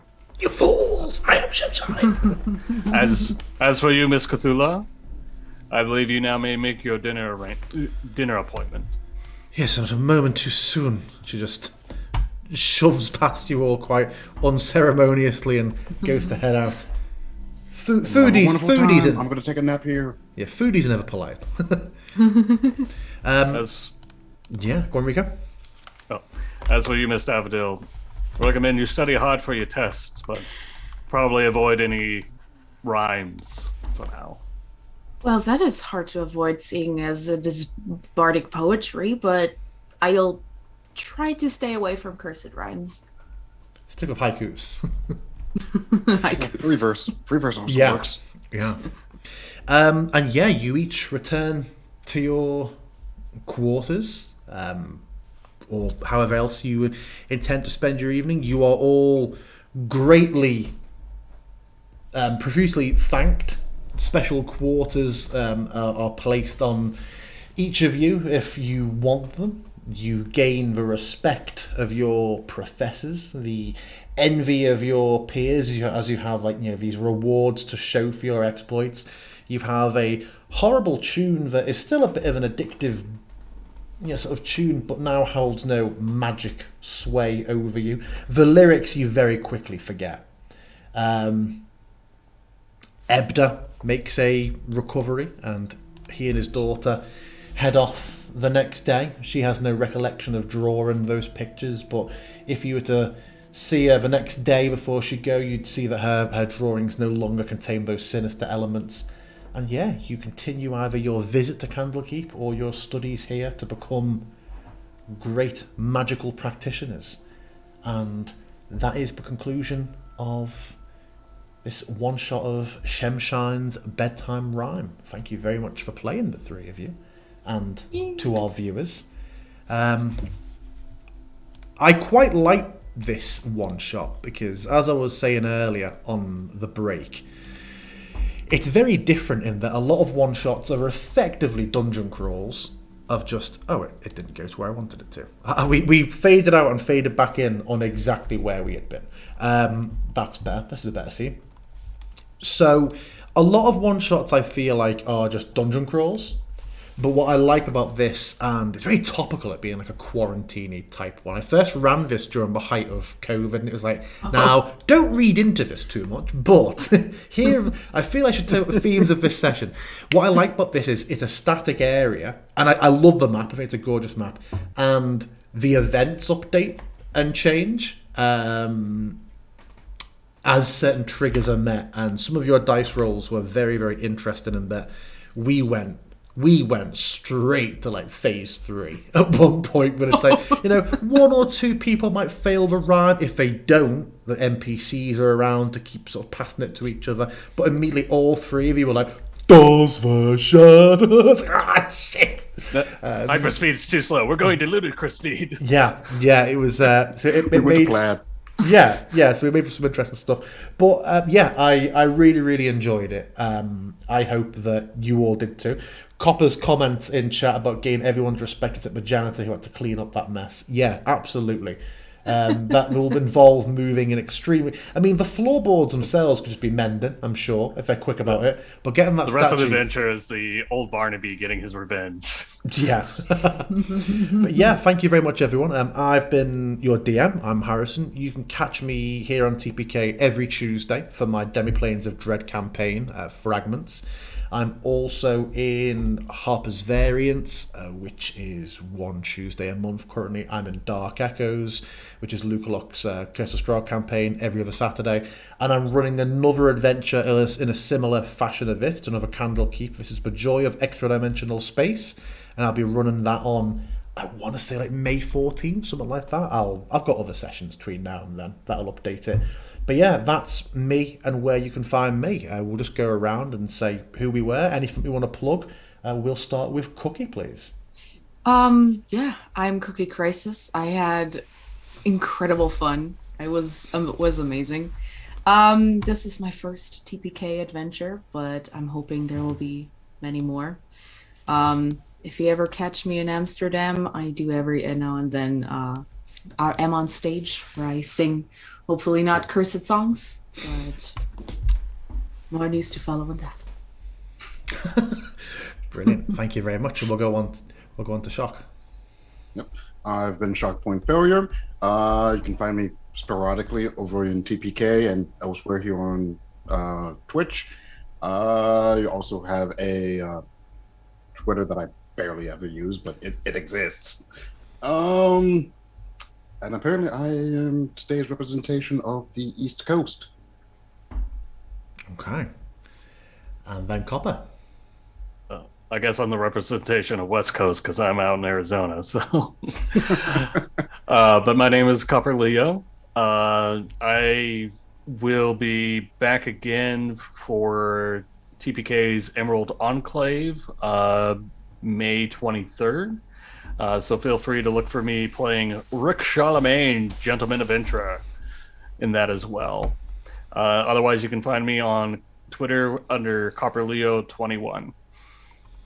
Okay, brilliant. Well, thank you very much, everybody. Hopefully we'll see you again soon for another one. Until then, take care and bye.